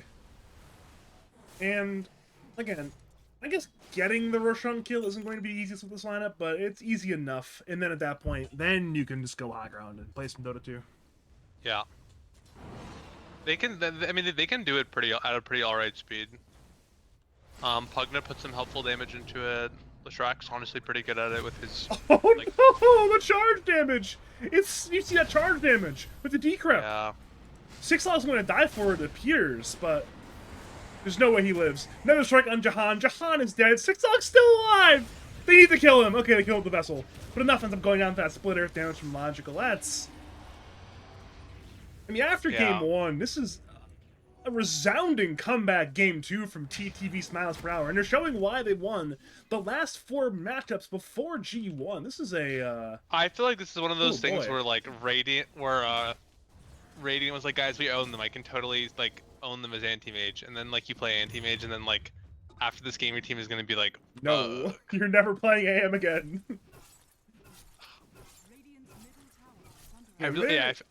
it's such a bait AM game. Like, sure, you're gonna become God like later on, but like their heroes are so good at catching you, you know? Like, and your lane is hard too. Like, you're laning against Spiritbreaker, who is amazing at catching you, and is like a pretty slow farmer, but you're gonna give him an amazing lane because you're playing AM into Spiritbreaker lane. You see what I'm saying, Badger? Like, I think that this last pick really was not it. I also do think I think that this Lina, I think they have not looked nearly as good on Lina as they did on Wind. Even though they're pretty similar heroes, I think Lina like I think playing Lina you should be trying to like leverage your ability to farm really fast early, way more than like. Oh You know what I no, mean? they just killed enough. They just killed enough. I do know what you mean. They just killed enough. He's the protagonist. He's the win condition. And he's dead. I will say there's exactly one lads player who, if they want an AM, I'd pick up for in this game, and that'd be off. Now, if you look at That'd be AM's Andy. name, it's not off. It's Diego. That would be Andy, bro. Andy would not ask for AM in this game. I don't The only know. player he would I'm ask just saying. for, I'm just who I'd saying give if it he to, did, I would is give off. him AM. Have you seen Off's AM? Off's got a really good AM. Regardless, Arena bottom lane on 6-log. They need to kill 6-log for morale reasons, and they've done so. X-Mark Boat will be there. No, never mind. Good Yules from Lina. Disrupts that combo. Lefty's still running from the Torrent Storm. Swap in by Jahan. Promise Campbell's real tanky. Spear back as well. They have Kunkka under the tower, but can they kill him? Lefty is dead. Split comes in from enough. Enough of the Kunkka, they say. They bring him down. Logical's out of mana, but they simply cannot kill him. It ends up being a relatively even trade. It ends up being a 2 for 2. But importantly, they got the streak kill on Camel, so at least there's some goal going back. But never mind, mid lane, Mars is being heavily kited. One more hit from Leshrack will do it, and Lightning Storm secures the last hit. A monster kill streak for Logical, who's, by the way, 8-0-7. Yeah. I do like that this Mars decided to go Blink Dagger before Vlad's this game, trying to have some more impact, like faster. But it's just really not. It's not enough, you know. Yeah. I mean, And the thing is, Yeah. like, because the enemy team has like Spearbreaker, Kunkka, like Shouty, like they can't even like AM can't even really like rat waves to like delay the game, you know? Like they're against like a pretty big Spearbreaker and like a Kunkka, right? Like it's not exactly easy for AM to just like delay the game to minute 40, you know? Mm-hmm. Especially against a Spearbreaker. That hero is just, I mean, you know, it's not very complicated, right? Yeah, You know, you he press charges. the button and it just works. Yeah. Like, any game you just press one button and it just works. Also, is a even good though game. Silver Edge is generally like 1,000 times worse than it used to be, as Spirit Breaker against AM, it's actually still pretty good. You know what I mean? Because you finish it, you can break him, and then like ult, and then your team can do full magic. Like, yeah, it's actually pretty good against AM on Spirit Breaker specifically. If they decided to ever like, you know what I mean? Yeah. All right, so enough is holding on to. How are you seeing Radiant get back into this game, Badger? So if we can get one big throw, like an overzealous six dog dive somehow, there's a way. Problem is, six dog and camel are once again that wombo combo looking for the brewmaster. Multiple spells were missed, but it just doesn't matter. Enough's still dead. Enough wants a radiance, it appears, but man, he just can't acquire the relic money. He was so close there, but just couldn't finish the relic. Yeah, this is looking pretty painful. I figured it out. So six dog, look at bottom, right? Say six dog is in my circle. We're seeing Mars die. I'll have to explain it later. Torrent will miss thanks to the spear from End Planer, and this time there is no TP cancel. Mars gets away. Say six dog's here bottom. He dives way too far over here. He gets speared back, and he bases his entire team under the tier 4 towers. And then they die. That's how Radiant can still win, right? Yeah, sure. That's probably the most realistic scenario that I can think of. It's specifically six dog. See, Nether blasting his T3 tower. He gets, I don't know, swapped in, speared back, and like, oh, gotta save six dog. He's our dog, six dog. I do think that Dire probably should just go take Roshan and like honestly try to go tier. Like I think that they're strong enough. What do you think, Badger? You think I'm coping? I feel like they could do it. I don't know. I mean, they definitely could take Roshan. There's no doubt about that. But I think after they take Aegis, I think Dog could try for tier 3. Yule's on Yule's action. LSA misses! But it won't matter. It's time to avenge six dog, though. It's time to TP the hell away. Lefty That's got actually out. it's actually like 1k gold for Radiant. That's pretty crazy. And then thanks to a good counterspell, Stormsoul Dot, aka Diego, gets away. That's such a good 1-for-1. Venge for Pugna? When Pugna's this farmed? I yeah, mean, you can just look at the kill feed and like check the discrepancy of gold gains, right? Like yep. Yeah. Mars also gets a D ward there. All right, that's solid. Good for you, Mars. I think Mars should really buy a shard. By the way, I think you gotta aim for those big 2-man spears, Badger. You know what I mean? The one problem is he has no money. I mean, I guess you could buy it now instead of Lads. I think you should buy it instead of Lads. Like, I don't know. I feel like you need big plays right now, Badger. Right? Like, and that's not.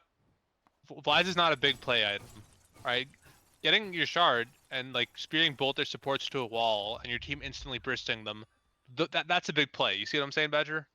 I think you're getting what I'm putting down. Yes, but I have a bigger play. Kill Tormentor, get a free shard for Mars. Spear Arena top lane. That'll be a dead Pugna, certainly. The Goodblade is dodged by the Yules from Six Dog. A fancy Yules dodge. It didn't save his life, but it made me excited. And about time for Logical to arrive. Split Earthing Animate. She's swept away by Jahan. Jahan will die for the team, letting his AM blink to the west and get away. It is another 1-for-1 Venge Pugna trade, but again, much as earlier, Pugna's worth a lot of money, Venge, and very little. Yeah, I mean, I really think that Dire should just be like, I think that they should just get the Aegis and set up for a group tier 3 push. I feel like they can do it, Badger. I don't know. Maybe I'm the only one who thinks that though. I mean, a lot of times in these Lads games, you see players, they throw on the high ground. Maybe Logical saying, you know what, let's leave no stone unturned, get the lead, get our key items, get to a point where we can kind of like a set piece siege, and then go from there. I guess, yeah. I wouldn't want, like, I'd want to push the pace of the game again. Like, this AM might be really useless right now, but eventually he will become a god against Dire. You know what I mean? Like, we've been saying that since the draft. Like even when we said it was like, okay, this is a shit AM pick, but it for sure will become a god at some point against Dire. There's no doubt of that. Simon has acquired 2 anti-mage illusions. Okay, well, we keep talking about AM become god. What exact amount of items do we need? I mean, obviously Manta. Beyond that, what are we talking beyond Manta? We're talking like Abyssal Aghanims. We're talking like a BKB, like yeah, Lincolns. I mean, okay. Once he gets honestly just to the Aghanims, like he's actually pretty strong in fights. If he plays them well, like, yeah. But okay, even then he's very far away from like solo carrying the game. So after Aghanims, he has a lot of options actually, Badger. Okay, so if he wants to try to make the game go really long, he would buy a Lincoln's. so that he could like actually cut waves. If you One wanted more to good like, swap from Jahan. Hold that thought, Jim. We're fighting bottom lane. Both arena, both on the floor. Pugna Ward there as well. A save from Simon keeps Nikki alive for a little bit longer. Six Dog is low. Good to see you, is dead. It's good. A good fight for the Meth Smokers. They're looking for Pugna. Pugna goes down. Double kill for Lefty. But in comes a big, bad, logical Dota 2. At this point, Camel gets, I think, self-X marked back. Yules is there on enough. They need this Brewmaster kill to make the fight all right. Tidal Wave brings him back. Split Earth brings him down. Beyond godlike for Logical. So even though it's a 2-for-1, that's an absolutely gargantuan win. That's 2,000 gold for Lefty, pretty much, in that fight. That's a huge amount of gold win there. yeah, I think Six Dog needs to, like, he really should not be dying so much. He's giving away a lot of gold and XP every time. You know what I mean? Like it's not. Yeah, they're still far away from throwing Badger, but like, I'm seeing the inklings of the throw. Do you know what I mean? I do. Like, so say you look at, like, throwing as, like, a 12-step process. We're at, like, step 2 of the throw right now. Yeah, like this is good. I'm a little worried if I'm like, if I'm on Dire and like I feel like my whole team is probably still like, oh, this is so easy, and I'm starting to get a little worried. I'm like, guys, like, all right, like you gotta stop that. Like, you have to admit you're powerless to the throw sometimes. You have to respect it. Yeah. So, you've mentioned Roshan at least 4 times. I think you've been right every single one of those 4 times. And at this point, do you think that Dire forced Roshan top or wait for minute 30 to do a bottom? Or how do you foresee them? I think they're setting a bottom for 30-minute Roshan, correct? Yeah. I mean, I don't know if that's what they're doing, but I hope that's what they're doing. Like, I hope they're gonna take it. I just. Okay, the thing about like, the thing about taking Roshan is like people like don't think about is like when is the second Roshan going to respawn? Like now you're gonna be taking like second Rosh like so late into the game. Like I think ideally they take this like during like the, I don't know, let's say like minute 18, 19, or at least like 21, 22, and then they get second Rosh and end with it. But Wilson they're like logical so far splitter from charge to second fall. Rosh. Another good spot from Jahan. The spear back. They're still hunting MPL, and MPL ends up being brought down. Jahan will die. Enough's almost certainly going to join the supports once they both die. That's 3 kills for the side of TTV SmilesPerHour. Double kill for Logical Dotes. And again, we're seeing TP sort of the bottom lane. They're looking for AM. Charge is coming from the Spirit Breaker. Blink Yules from Six Dog. The counterplay is counter spell Blink. Manta as well, but in comes the Hunt. The Split Earth. The life drain damage. AM blinks to the north. But right now it's under a dire observer ward. They're hunting Diego. He's got the Blink. But Logical sees him. He's got Blink Yules in 3 for the Lashrak. AM still juking. Split Earth misses. Blink in. The Blink. No, that's not going to work. You've been caught and brought down. One more kill for Logical. His 14th of the game. And AM is down for a minute. It's Roshan time. Surely. Yeah. We saw it there, though. They had put One in thing a I'm lot kind of of effort to kill surprised the about is AM. that I'm a little surprised that Dire doesn't seem to have any interest in buying a Shiva. So I feel like that would have been a really good item on either the Kunkka or the Lashrak. Probably the Lashrak, I would assume, but yeah. I don't really feel like he needs a Lincolns. I guess he doesn't want to get swapped, but he's about to get Aegis, so like, yeah. Bro, I just realized this Kunkka has an Eternal Shroud. Okay. Now, E-Shroud, I was joking earlier about when you said BKBs, I said E-Shrouds. I kind of wasn't joking, actually. This is why. You just see the item everywhere. Yeah, I don't think you should be seeing the item on this Kunkka, but that's okay. Whether or not you I should be seeing wish it, this, it's different than whether or not you do see it. And you see it a lot. dude, I wish this Kunkka won Bloodstone, by the way. It's a really good game for it. For the AoE increase? Yeah, just for having the AoE radius. Like 3 of the Brood Pandas like don't have BKB, right? The entire game. Like AM's not going to be buying a BKB for a long time. Like, you see what I'm saying, right? Like only one hero in Radiant is going to have BKB. So yeah, it's just pretty high impact. Yeah, I really like that build, honestly. I think the Bloodstone Kunkka is really impactful. Yeah, I mean, Camel Farmer, he's currently the sole proprietor of a water park. But he needs to upgrade his rides. He needs more water based attractions, and the Bloodstone will do Dude, it. Anti-Mage needs to leave his base and finish Aghanims. Like, bro, you need to leave your base and like go make Ags. Like, this is not your job right now. Like, AM's gonna be 100 times more useful once he gets Aghanims, if only because people really panic when they see the Ag illusions. I You mean, know what I mean? they're powerful. They are powerful illusions. Like they are not the best illusions in the game. They're top tier illusions. Swap on Camel Farmer. He's speared to the tier 3 tower. Where are the saves? Simon blocks the Laguna Blade thanks to his banishment. A great play from Simon. The arena from MPO to buy a little bit of time, a little bit of space. Am's blinking in, blinking out. Kunkka's low. He's being healed by Six Dog. Down goes Diego. Down goes Jahan. Enough has fallen. Lefty's BKB is over. It's a disastrous fight. That'll be a dead Lena. Double kill for good to see you. And TTV SmilesPerHour say see you to this game 2 hopes it appears. I mean, it's going to be Rex. If you need to defend, it's going to cost buybacks. It's not going to, it's over. They called it. Oh, they called it. Wow. Okay. GG's, batch. GG. GG's. So, I mean, that'll even up at 1 game apiece. And we are now into a straight BO3. Dominant win there for Logical and company, game number 2. True. So if you are done, Jim, do you have any final words, call it, shout out, say the people of League of Legends? No, I hope everyone in the series playing it has fun. And yeah, good luck to both teams. Yep. That's about it. All Thank you for right. having me on, Badger. Of course, thanks for coming on. I'm going to cut us to a break. Who will be on the mic? I'm not entirely sure yet. We'll find out when we find out. My name is Badger. We'll see you for game number 3 of League of Legends Season 14 Grand Finals very soon.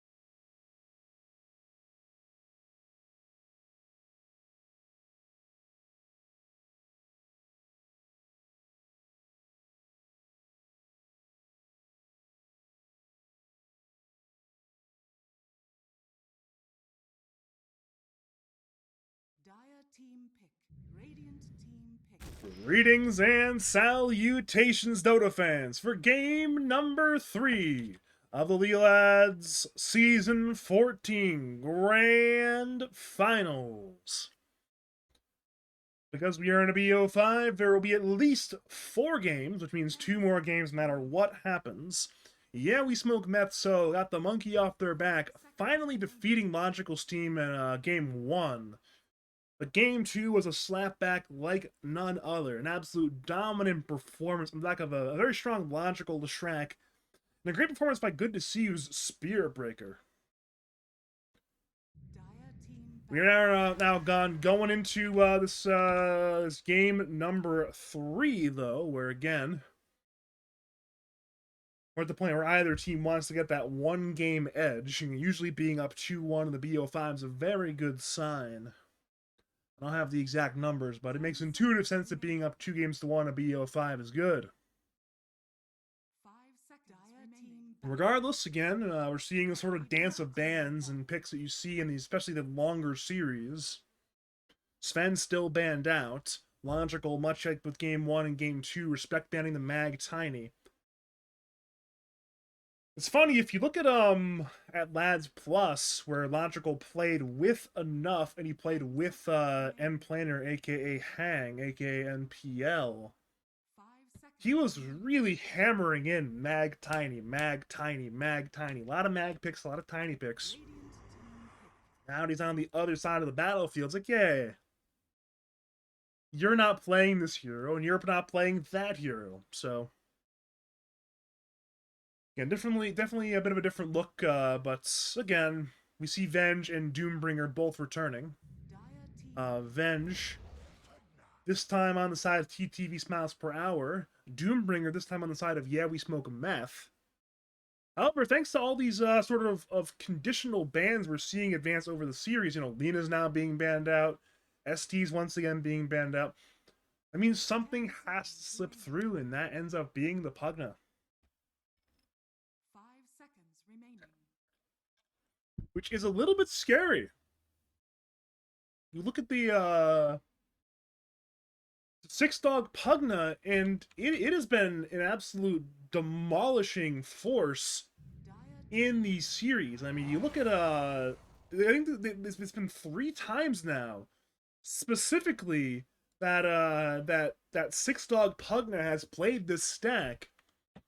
It's 3-0, so as it currently stands, they are just not beating the 6-dog Pugna. But there is no time like the present. Sure, you lost all 3 times you played it, but you've got Jakiro this time, you've got the Gyrocopter. Both of them have at least some tools to stop the ball rolling regarding this Pugna's momentum. You know, some nice little life-draining cancels, perhaps.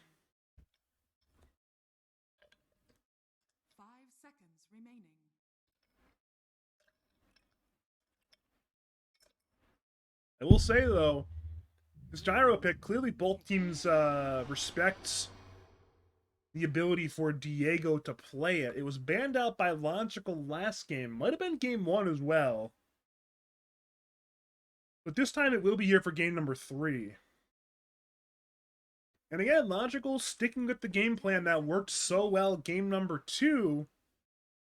Falling back again that Spirit Breaker Pugna lane.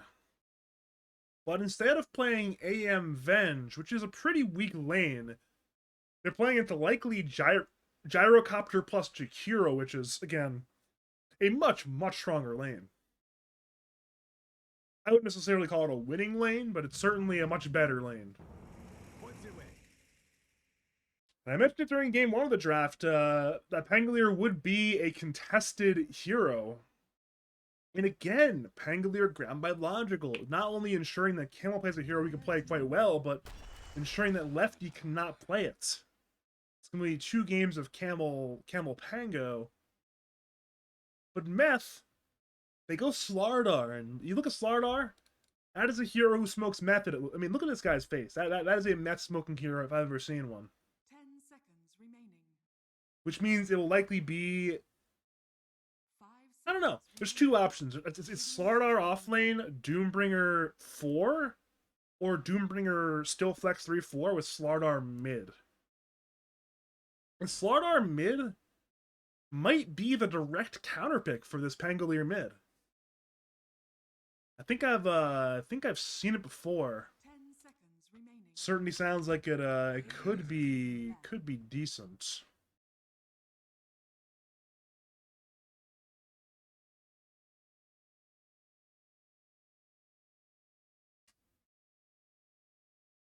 Again, bands, nothing out of the ordinary here. Dusa band, Omni band.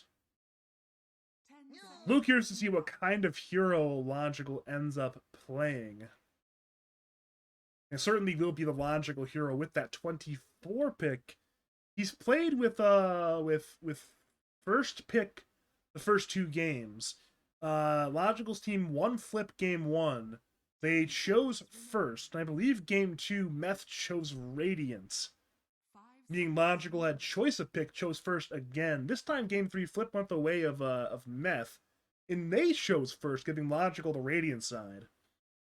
But it does mean that he will have that last pick this time. And if we're being technical, he does not know his lane quite yet.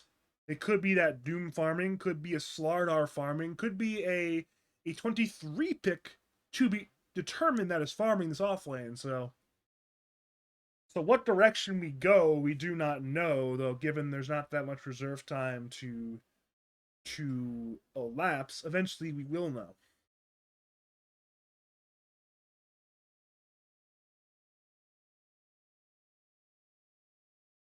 Got a minute left, ticking down. Deciding on this ultimate ban of the draft to help protect that penultimate pick, perhaps, the 23 pick from Lefty. And again, much like in the previous games, the Morphling is banned out. They are respecting Logical's, we'll say, propensity to grab Morphling in these big games. I think if you ask Logical himself, I'm not necessarily sure he would say, I'm a big Morph player, but it's certainly the rep he's acquired that, a lot of these big spot games, he will grab that late pick Morphling. 5 seconds remaining.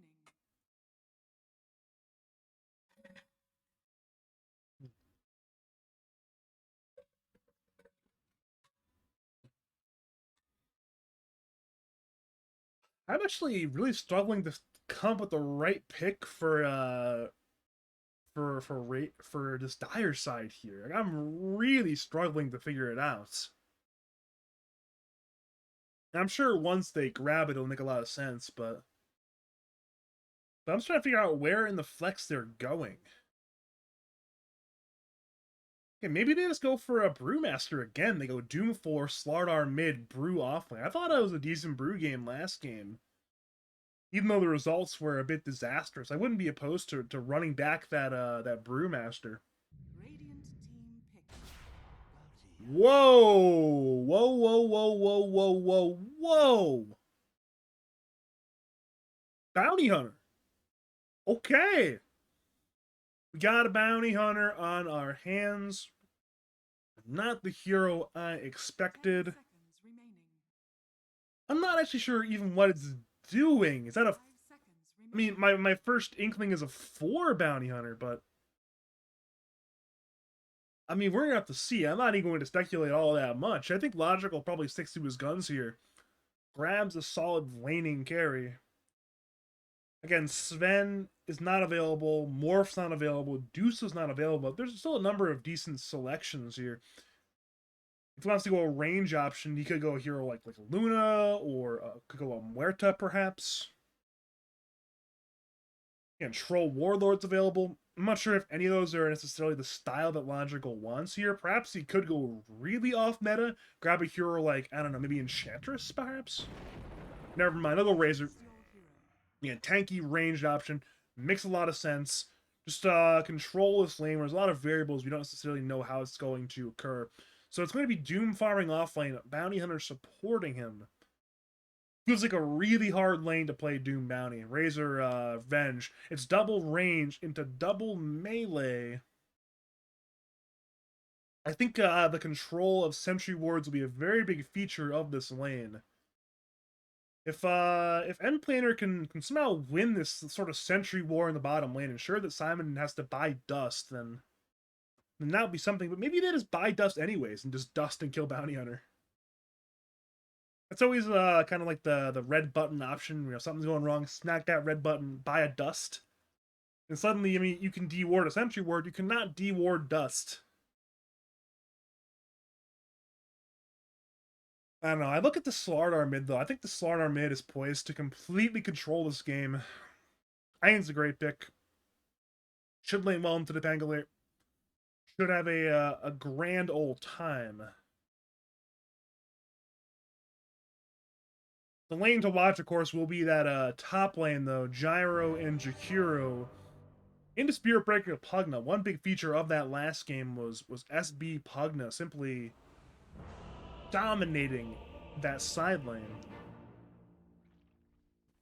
This time around, it's going to be a different look. Stronger laners. Double ranged instead of ranged melee. And even then, I say ranged melee. Venge... I'm not going to say Venge is a fake ranged hero, but Venge certainly isn't like, you know, the longest range or highest attack damage melee hero in the game, you know. Either way, if you are just joining us, welcome to game number 3 of the League of Legends Grand Finals. We are at 1-1 tied score right now. I'm actually going to update the Twitch. Correction, I'll do it later. Because NPL is walking into the danger zone. Ooh. So Sentry Ward's on the floor. He might walk into it. He might walk into it. Or he might not. For now, he is scouting. I'm going to update the title, though, to indicate that it's one game to both teams. I know it is up here in the top, but you know what? I might as well do it. Make that nice and especially obvious from this the Twitch title alone.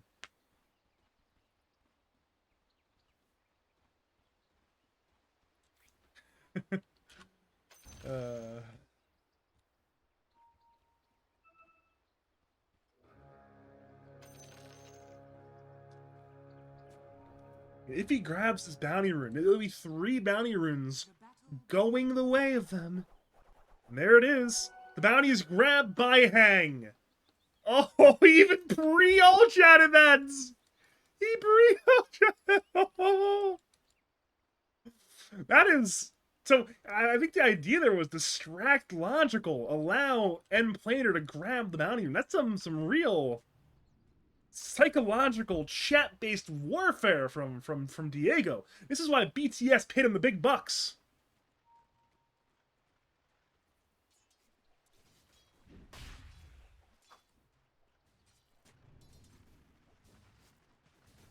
So mid lane, it is Slardar Pangolier. As far as I can tell, it's a favorable lane for the Slardar. Not that I play either of these heroes, but you know, if it wasn't a good lane, then why would Lefty have picked it? Because there were a lot of more traditional middle laner options available. It's like, you know what? I specifically want this as my counter pick. He's bashing, he's crushing, and we're seeing it now. This is so much damage. Just so much damage. I mean, Pangolier has some armor, but Slardar does a lot of damage. Top lane, it's Gyro Jakiro versus Pugna Spiritbreaker. Again, a lot of high action here. And again, we're seeing Diego forced to walk sort of awkward angles, trying to avoid a little bit of this Pugna damage. Pugna is still very powerful in these side lanes and 6-dog pilot sets. And then bottom lane, Razor Venge versus Doombringer Bounty. That double range versus double melee matchup. For now, though, Logical is not having the greatest time. He has a decent bit of CS, but Doom has the 5 last hits, so he's doing A-okay. Top lane, they're going in for Diego. And First Blood goes to 6-dog. We are 3 for 3 on First Bloods. And 6-dog, again, they banded out game 1. They gave it to him game 2, regret it. In game 3, they might regret it again. 6-dog is out of control. Dual Breath will be just short. And that would have been the damage required for a lethal kill. And now 6-dog will just deny the tower, I'm sure. Meanwhile, a bot wave. Yeah, officially... Ooh, the kill ended up going to Jahan. Technically. Which is something for the Jakiro. But still. Pugna will return to the lane with full everything. Back to the bottom lane. Blood Grenade comes out from Simon. Logical's Lincoln taking a lot of M Planner's damage. He wants this kill on Bounty and will secure it. Simon will end up being the trade. So there's that 1-for-1. Logical wants to go for more. At least hit the Doom a couple times. Or perhaps prioritize CS with that extra damage. But he missed a last hit. A mistake you do not expect from a player the caliber of Logical Dota. Wait, mid lane, Campbell Farmer nearly kills Lefty. I was not expecting that. And I guess Lefty was ready. He had, I think, a Fair Fire and the Water Rune in his bottle ready to go. Top lane, we see a Jakiro and a Bounty Hunter working together. It's a 3v2. They want 6 Dog. Missile from Diego. They're going to kill the Pugna. But is there going to be a counter kill? Spearbreaker looks to run down the Gyrocopter, perhaps bashes NPL instead. The Bounty is getting slapped by the creeps as well, but not enough for the kill. So 6 Dog down. He will, of course, return to the lane at some point, but his TP is on cooldown temporarily, so hold that thought for now.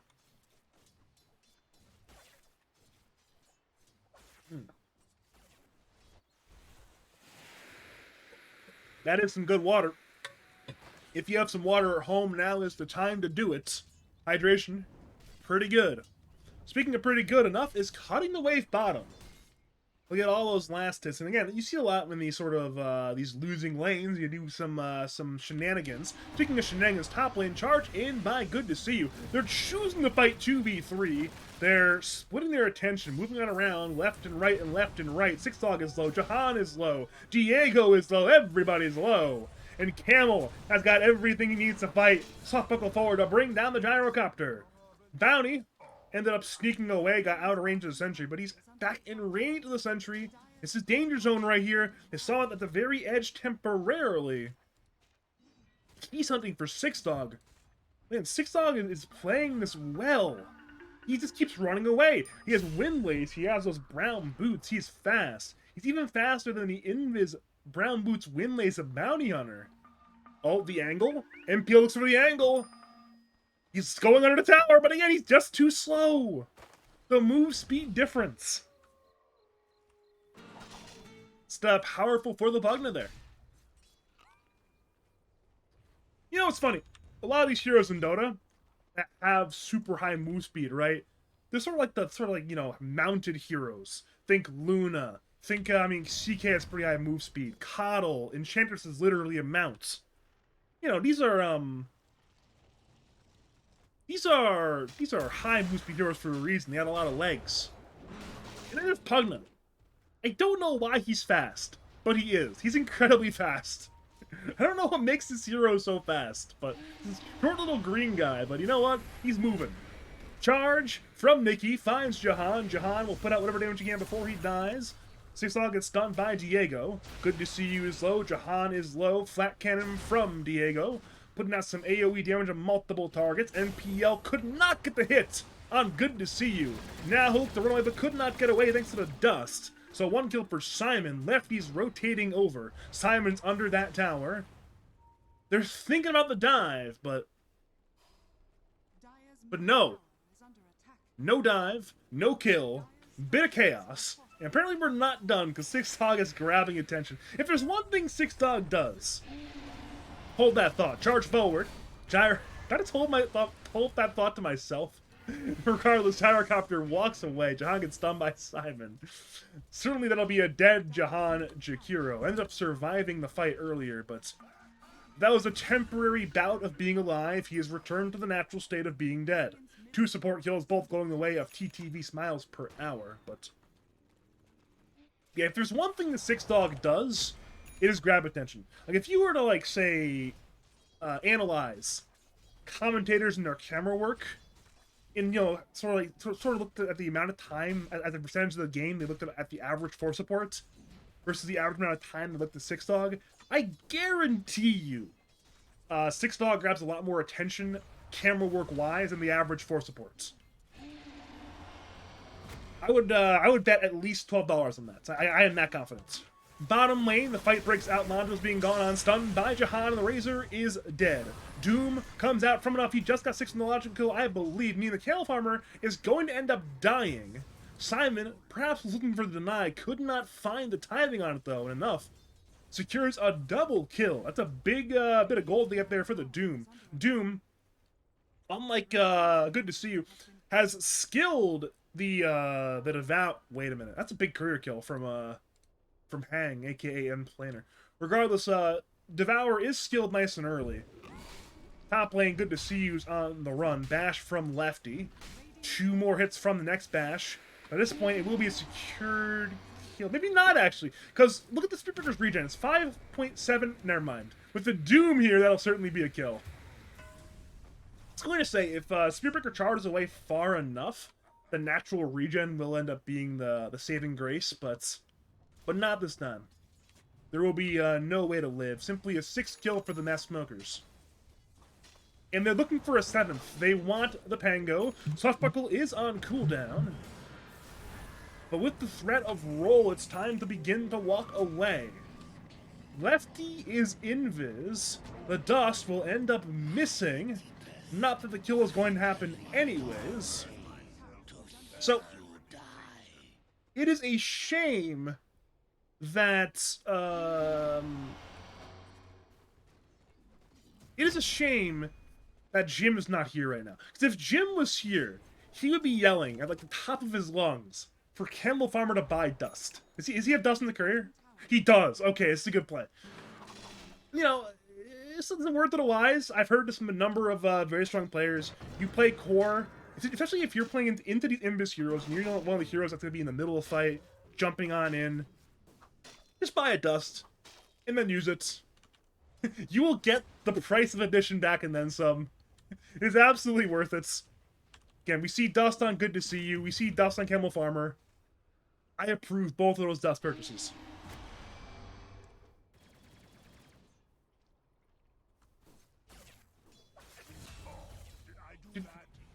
Wait, what? Hold that. Bottom thought.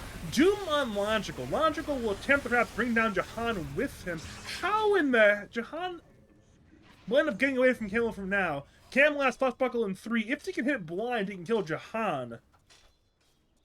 You can't deny Doom anymore? When did he remove that? Actually, when did they remove that? Charge forward top lane. Not Good to See You. Nether Strike on Bounty Hunter. 6 Dog is life draining. Call down from Diego. Missile on the way. Stuns come forward. Good to See You's running. Decrep has been used. And the Nether Ward ends up bringing down MPL, I believe. It's between the Nether Ward damage and the overall Nether Blast damage. It's a lot of damage there. And the Super ends up getting... When did they remove the ability to deny on Doom? And also, how did the Gyro die? I mean, 6 Dog solo killed the Gyrocopter, by the way. We missed all that thanks to the bottom action. I'm not sure what Pugna did to solo kill the Gyro like that. Maybe Diego's playing relatively low on HP. Maybe the 6 Dog's that good at Dota.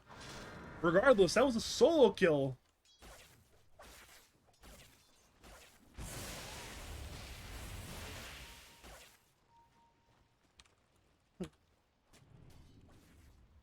So I apologize to those who actually read the patch notes about me not knowing you could. When did they remove that? I have no idea when they removed that. Might have been a while ago, actually. My apologies. 3-man smoke, fleet forward by Lefty. Finds Logical Dota. He'll link the Slardar. Slardar looks to block. Dual Breath ends up missing. He'll actually end up killing the Slardar before he dies. So there's that 1-for-1 dust from Simon. Swashbuckle forward by Camel. NPL ends up not getting... So I think Simon was mid-animation on the swamp, but just could not get it off thanks to the tree stopping that cast animation. One more dust, this time from Camel. Again, looking for MPL. Meanwhile, on the south side, it's Secure running from the Radiant Sups. They'll kill Jahan. Back to the north side, it's Bounty on the run. Swashbuckle is up in 3, therefore MPL will die in 3. Unless it's a huge juke. And that's a pretty good juke, actually. That'll keep him alive. If that hit, it certainly would have been a kill, and instead he's now doomed. Swap away by Simon. NPL is dead. The trade will be for Simon. And importantly, thanks to Simon's swap, Pangolier lives, and he actually can return to the fight if it's still there. Radiant have all 5 of the heroes in this this middle of their jungle area. But it seems like that will end up not mattering, as they recognize that Radiant have congregated and they will understandably get the hell away. Back to bottom, it's Logical once again under attack. The neutral centaur stuns too! What a huge dire bit of unluckiness there. That is, I mean, if there were referees in Dota, you would investigate that centaur. Like, what the? That's just wild. I don't think it mattered, but that's still wild.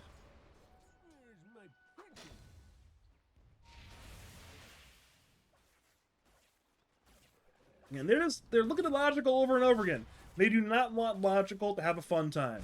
He's having kind of a fun time. But again, the next 5 minutes will determine whether or not that Logical will truly have one of those pop-off Razor games.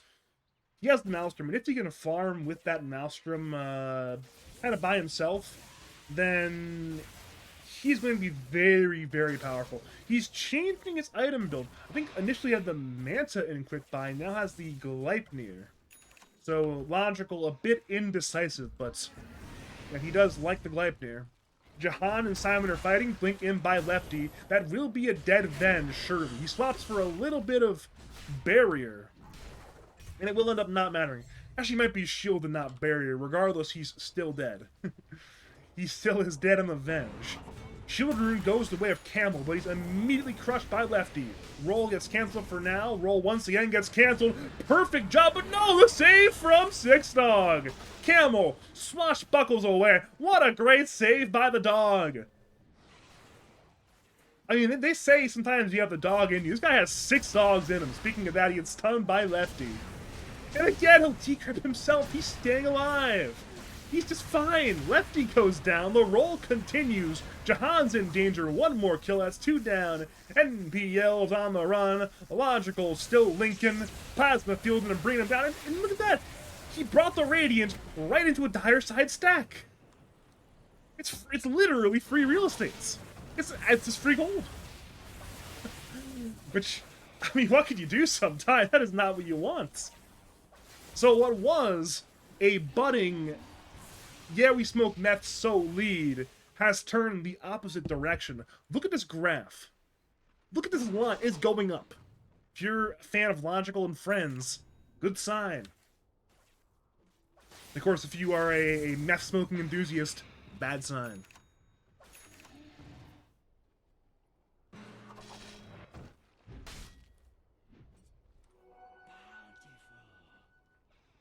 You know, I always find it, I've casted this team a number of times. I always find it hard to, like, kind of quickly describe, like a short name for this team. Stun from Simon, he's running from enough. Charge is on the way. From the south side from Good to See. I always find it hard to figure out, like, the sort of short name for "Yeah, we smoke meth so." Obviously, you can't say that name every time in a team fight. Looking for Jahan, speaking of that. Jahan is fine for now. Sometimes I say meth. Sometimes I say, like, you know, meth smokers, meth enthusiasts. Mix it up a little bit. I could say yeah, but nah, I can't do that. I'd say the acronym, but that acronym's an absolute mouthful. Simon's walking into danger. He's tracked, he's crushed, and he's brought down. However, enough wants more. He's doomed. Camel Farmer. The TP hits away! All 4 of these heroes have a way of canceling TP. All of them either missed or are on cooldown. This is a cold, calculated play from Camel Farmer. The balls to just TP away from Doombringer, Slardar, Bounty, Jakiro. That's... Meanwhile, Six Dog, he also gets away! The crush was short! They knew he was over there. They even have... Actually, there's the radiums everywhere. They had the Dire Ward scattered a little bit. They didn't know exactly where he was, but... Again, that is just... Another good TP away. First Camel, now the Six Dog. That's a lot of gold that's missed out on. Just from these narrow escapes. Here we go again. We're not done. Hang is scouting. He sees Simon. He looks north instead for the more important targets. They move towards Six Dog. Six Dog's life draining and decrypting. Ice Path on the floor. Lefty blink crushes Simon. Six Dog to fall. Simon not far behind. That will be 2 kills. I think, yeah, they were both tracked, so. You know, a lot of gold. And that's a lot of the power of this this bounty hero. You see it there, the South bonus gold and the Allies bonus gold. You start running the train, you acquire a lot of currency doing so. 2,000 net worth lead for Yeah We Smoke Meth so. And of course, with this this blink on Slardar, this soon blink on the Doombringer, they're not going to stop. It'll be, you know, a sort of modern look at a 4P1 in a lot of senses, in that they're going to run around as 4 with this Slardar, with this Bounty Hunter, and give time for Big Bad Storm Soldat, aka Diego, to farm creeps. He's actually struggling with the creeps right now. He's really struggling with the creeps right now. But surely he will farm them eventually.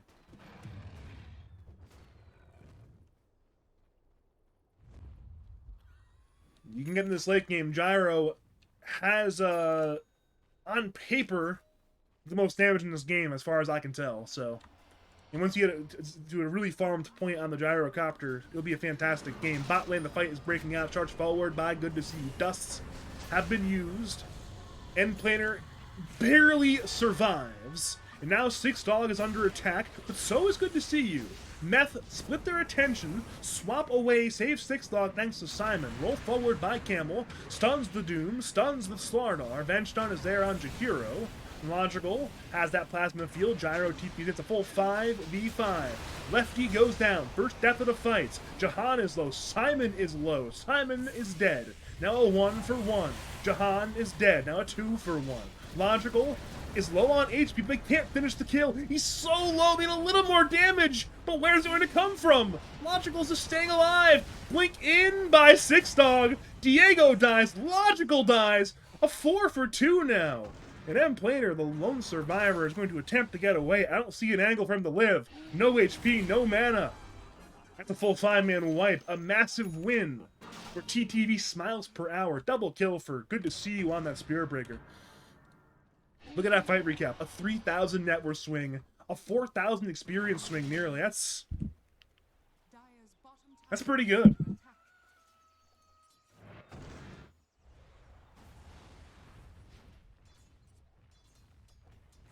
You get a hero like Pugna in this game.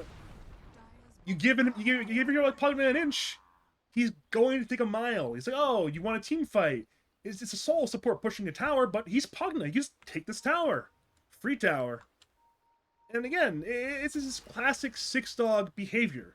He is going to just cause problems. He blinks in for Lefty, who blinks away in time. So, again, good blink away reaction by Lefty.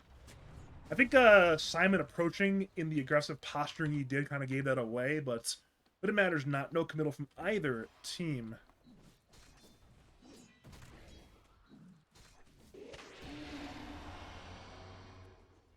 Charge forward by Good to See You onto the creep wave. Enough is here. He's got the Doom in the 15. And for now, we're waiting for these smoked heroes to converge. Ice Path misses. Six Dog is just doing Six Dog things, by the way. Oh man, the Six Dog character.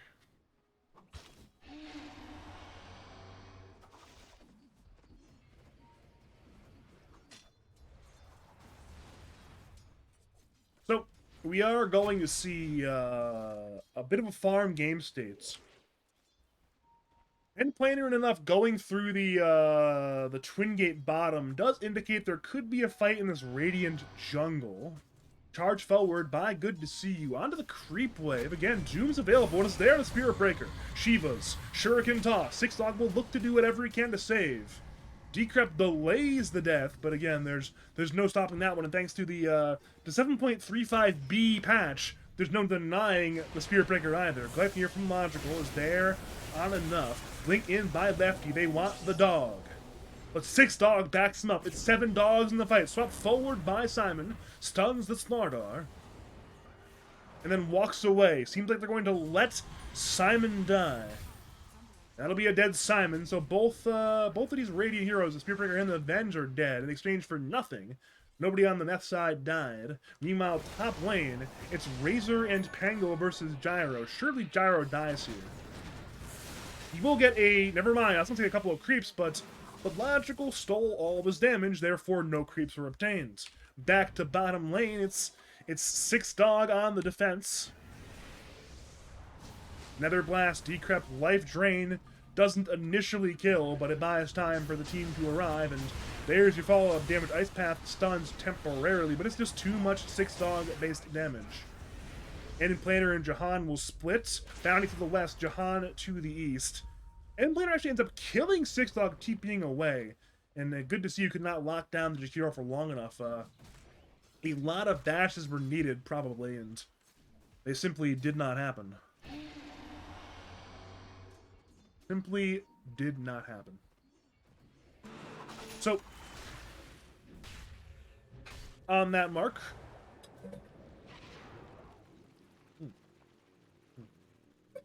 a little more water. We are back to farming. Seems like Diego, with Crystallis and an Agamemnon's scepter in hand, will head for the Hurricane Pike into Satanic. Seems like a relatively standard build from Gyro. One item that's a notable omission, though, is the BKB, a classic gyrocopter item.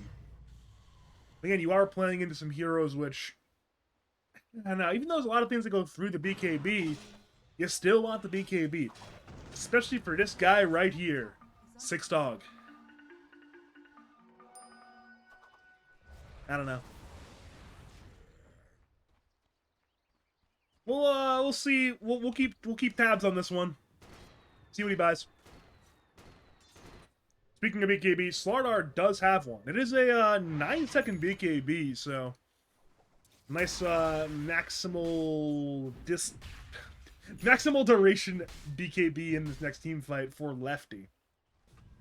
Looking at BKB stats, that's the only BKB for now. We're not far from one on that Doombringer for enough. He's handful of creeps away. He'll buy that one. Double BKB. Slardar Doom is pretty good. Radiants are beginning to buy two as well. Logical has already put down that Ogre Axe.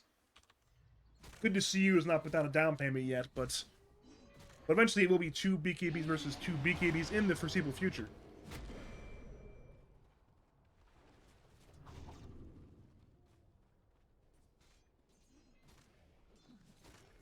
If you are a fan of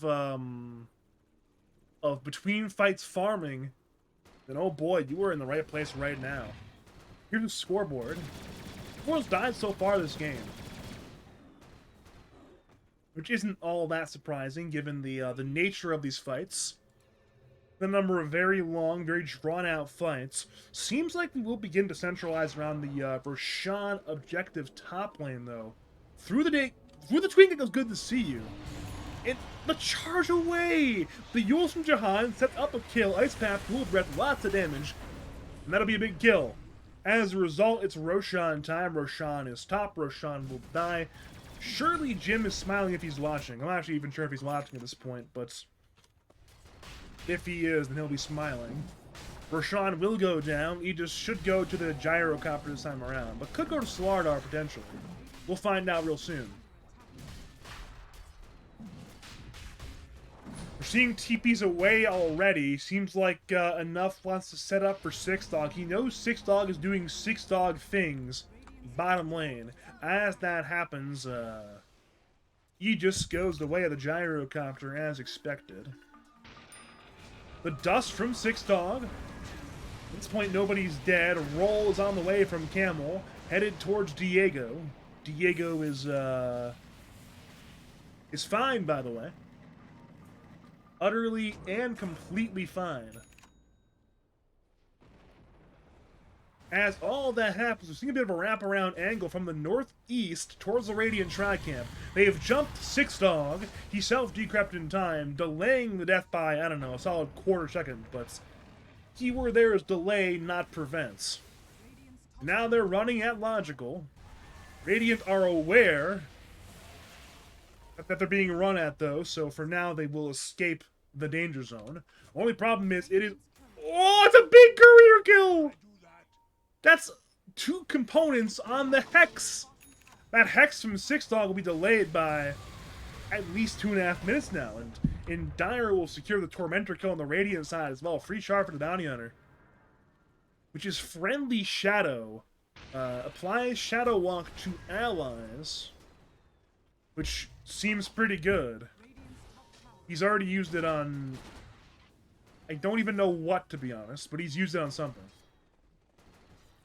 Maybe it was broken immediately. Simon runs forward. 6-Dog has the angle on the east side. Charged forward by Good to See You. Jahan is dead. But the trade is for Simon. Camel once again is rolling. Diego's fighting. 6-Dog is dead, and another ward is 1 away from dying. However, Diego's in a rough spot right now. Meanwhile, charge again forward. They want to go to Gyro, though. Buy back from bench. Secure the kill on Gyro. Swap will be there, but no! There will be no swap thanks to a long TP. It will not matter, though. Diego's still dead. Lost both of his lives. So it ends up being a 2 for 2. But the most important hero that died in the fight, of course, was that Gyro who lost both of his lives. So again, you lose the Aegis, you lose both lives on Gyro. And now it is potentially time for some towers to crumble. It's a mid T2. That's a really bad square, by the way, but I guess it's not really needed because it's still alive. Lefty was still alive, a little bit too much threat between Lefty and enough, so it's back away in farm, and you see it a lot in Dota when like a minor fight is won. It's like, you know what? Maybe if we can't actually press through a key objective, you know, one of the outer towers, perhaps through a Sham, perhaps a Tormentor, then we can at the very least split the map and grab some farm. And that is the case. Again, we see TTV SmilesPerHour playing all 3 lanes and in multiple jungle locations. Simply getting some farm out of that one. If you look at the graph, it indicates that as such. But looking at the overall economical situation, it is in favor of the side of Yammy Smoke Meth So still. It's a 5,000 net worth lead. They're also up in win probability, but they're down in XP, which, again, this does happen sometimes when if one team is simply getting more farm, but the other team is getting more fight wins. You'll often see that. It is equal in kill score, 22-22, but the most recent fight did go the way of the side of SmilesPerHour on the Radiant side. Mid lane we go once again, TP in by the dog. Another ward on the floor. MPL's not having fun, but he's forced away by himself. Good old self-force. And again, they'll play a little bit further to the east. They're certainly willing to fight this middle lane area if they can find the right target, the right angle on the engagement. Camel is isolated, and they know it, but he blinks away in time. He said, you know what, I've got blink because I'm fine. But the Doom on Logical Dotes. He'll now big KB, but 6-Dog is doing so much work. The roll comes through the Yules from 6-Dog. Simon ends up dying. 6-Dog will die as well. And now Camel needs to find a way out of this fight. The roll ends very, very soon. But he does blink. Meanwhile, the remainder of Meth have found Good to See You. Double kill for Lefty. A 3 for 0. Sure, the Doom target, Logical, remained alive. But you've lost 3. The mid T1 tower went down very recently. And now they also will get this mid T2 tower. Logical is here. Tower's still alive. Blink in by Lefty. Ice Path, Call Down, all have been used. Logical is dead. Now Camel needs to get the hell away. He can swap Buckle in 2, but he can't even live for 2. There's too much Lefty-based Slardar damage. So it's 2 towers, and sure, go for a 3rd tower in the same lane. Why not? They'll tip Logical. Radiant Glyph. The Liquid Fire, though, keeps the wave alive. Oh, the Liquid Fire has done it. So it's going to be a dead tier 3. Again, there's another Radiant Glyph thanks to the refresh, but it's already 3 towers. It could be melee racks. And looking at these respawn timers and these buyback statuses, it will be racks middle. If Meth want to show some respect, they'll back now. Hey, never mind. They'll grab the full set of racks. And you know what? We're strong. We're powerful. We got Slardar Doom. Our Gyro has items, including a BKB, so all is well there. Lead extends to 19,000 for Yeah We Smoke Meth So. And if this game goes the direction it appears to be going, TTV SmilesPerHour's logical captained units will be on match points, and for that matter, tournament points after this game. However, it is not done yet. Despite the sizable lead and the full set of racks secured middle lane, there still is more Dota to play. Speaking of playing Dota, though, we're seeing this double invis thanks to the Bounty Hunter Shard. It's Bounty and Doom running towards whoever they can find. They saw Spiritbreaker recently, but good to see who's playing all the way in these trees, plus has a Shadow Blade. Six Dog is on the way. A bold move. They'll go for Slardog, who's got big KB, and there's going to be an instant punish. Doom on Spiritbreaker. Spiritbreaker's dead. Now Six Dog needs to run the hell away. He's got Blink in 3. He'll decrypt. He'll life drain, but he's crushed by Lefty. Down goes Six Dog. 2 kills for Yeah We Smoke Meth So. I think we all know what time it is. Run it down top lane, secure this tower. Maybe scout out Roshan, or if you're feeling real bold, real brash, just go over here.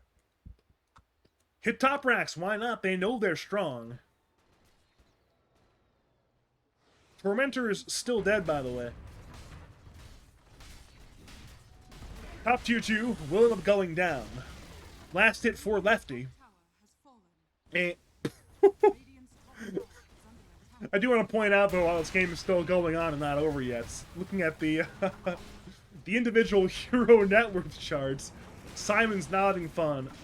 Top T3 is dead. Camel is rolling. The respawns are on the way. Called down on the floor. Camel's rolling forward and back. Diego BKBs. Hex on Logical. They want the Razor. Who also BKBs.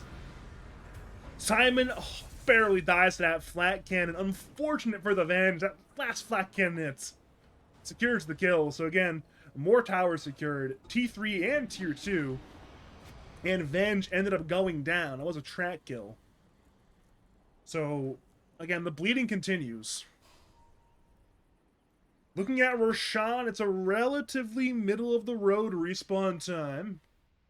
About 1:20 into the 3-minute window, so if Yeah We Smoke Meth So put down the meth for long enough to time Roshan, they will know that it could be alive anytime, and well, in Dota 2, we are certainly enthusiasts of killing Roshan. We're seeing circles drawn in this sort of top lane Roshan area. He'll be alive in 19 seconds, but Lefty and company do not know that. He'll walk into the pit, walk out of the pit. Surely he'll check it again soon. But not for now. Top lane, they see Logical, and he's doomed. He's slowed, he's hexed, he's stung by Ice Bath, and Logical again will die for the 6th time this game. And the bleeding continues. They'll bash Six Dog and bring him down. 2 more kills. Gem is on the floor. And at this point, they won't even wait for Roshan. They'll blink forward to the high ground once again, looking for Simon. Simon will Ogre Steel Totem away. But it matters not. He slaps down the Venge. Double kill for Slardar. 3 for 0 again. And in game 3, barring a miracle, will go the way of Yeah We Smoke Meth So, and they know it! They're diving all the way to the base. They're going for Bangalore, and they've killed him. Triple kill for Lefty. The tier 4s are under attack. Both sets of racks are under attack. Everything's under attack. This is going to be, barring the throw of a lifetime. Maybe it's a little bit hyperbolic, but it will require an immense throw for Dire to lose right now. It will be Megas rather than tier 4s. They had an option of either go for tier 4s or go for that bottom racks. They chose bottom racks, which means they have the more conservative option of take Megas, then take Roshan. Hex on the Gyrocopter. Charge from off angle comes through, stunning all 5. Good charge, but it matters not. The racks are dead. They're stunning Gyro, but Super gets absolutely annihilated. Simon is dead. Six Dog is dead. It's a full 5-man wipe. We are not far from a GG call. The tier 4 is under attack. Logical's respawn. Perhaps he wants to do whatever he can. Radiant have used their only buyback. Simon has returned to the game. Simon swaps aggressively. A bold decision. And he'll die for it. To die back on the Vengeful Spirit. Logical's being bashed. He too will Ogre Steel Totem back to his fountain. He's desperately trying to fight, but he can't fight. He is simply a single razor in a losing game. Pangolier has respawned, he has spells, and a Blink Dagger.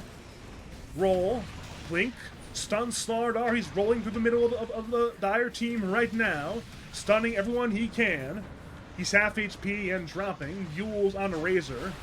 Pango to stop the combination with Slardar again will crush Logical. Logical is dead. They'll dive the fountain for Camel Farmer. And the GG is called. Game 3 goes the way of Yeah, We Smoke Meth. So, and we are on tournament point. They are one game away from winning League of Lads Season 14.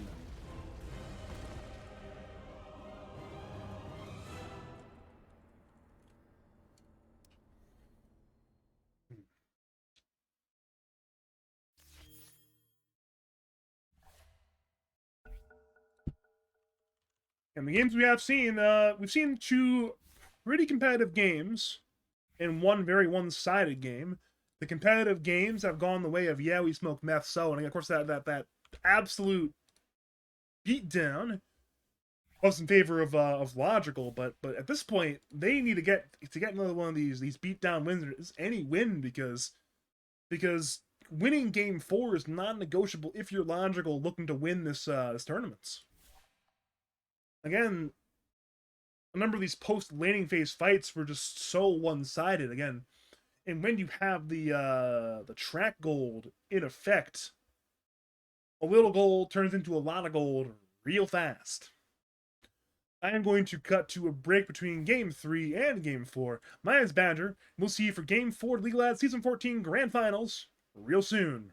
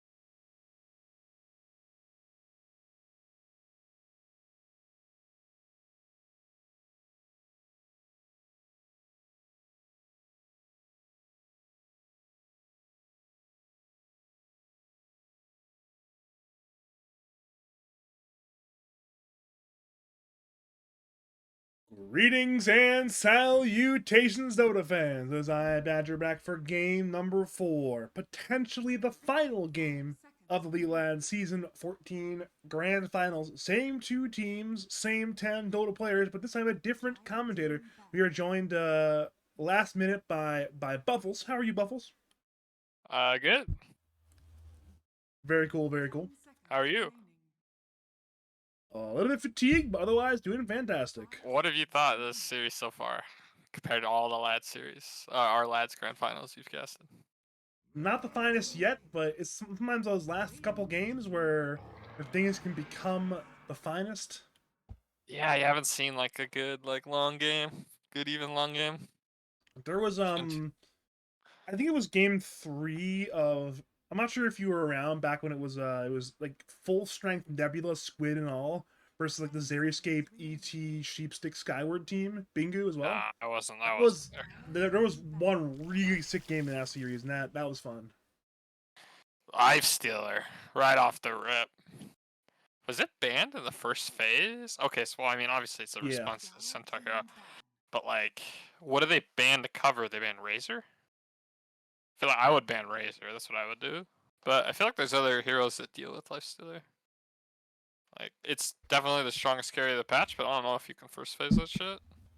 It's been Maybe you first can. phase banned, I believe, all 3 of the first 3 games. So What if you could put this hero on the off lane, you could first phase this shit. The problem is this hero is just like only a carry. So, actually, if we take a time machine back to everyone's favorite year of Dota, 2012, a little bit of 2013 as well. I'm not sure if you've heard of a great offlaner called YYF, but IG.YYF, legendary lifesteal offlane player. It's I doable. started playing Dota right after TI2, so I don't think that was before me. Well, if you were fiending turn of the year 2012 2013 IG replays, there were a lot of YYF lifestealer games. Yeah, I mean, Mm-hmm. it's a different time, different culture.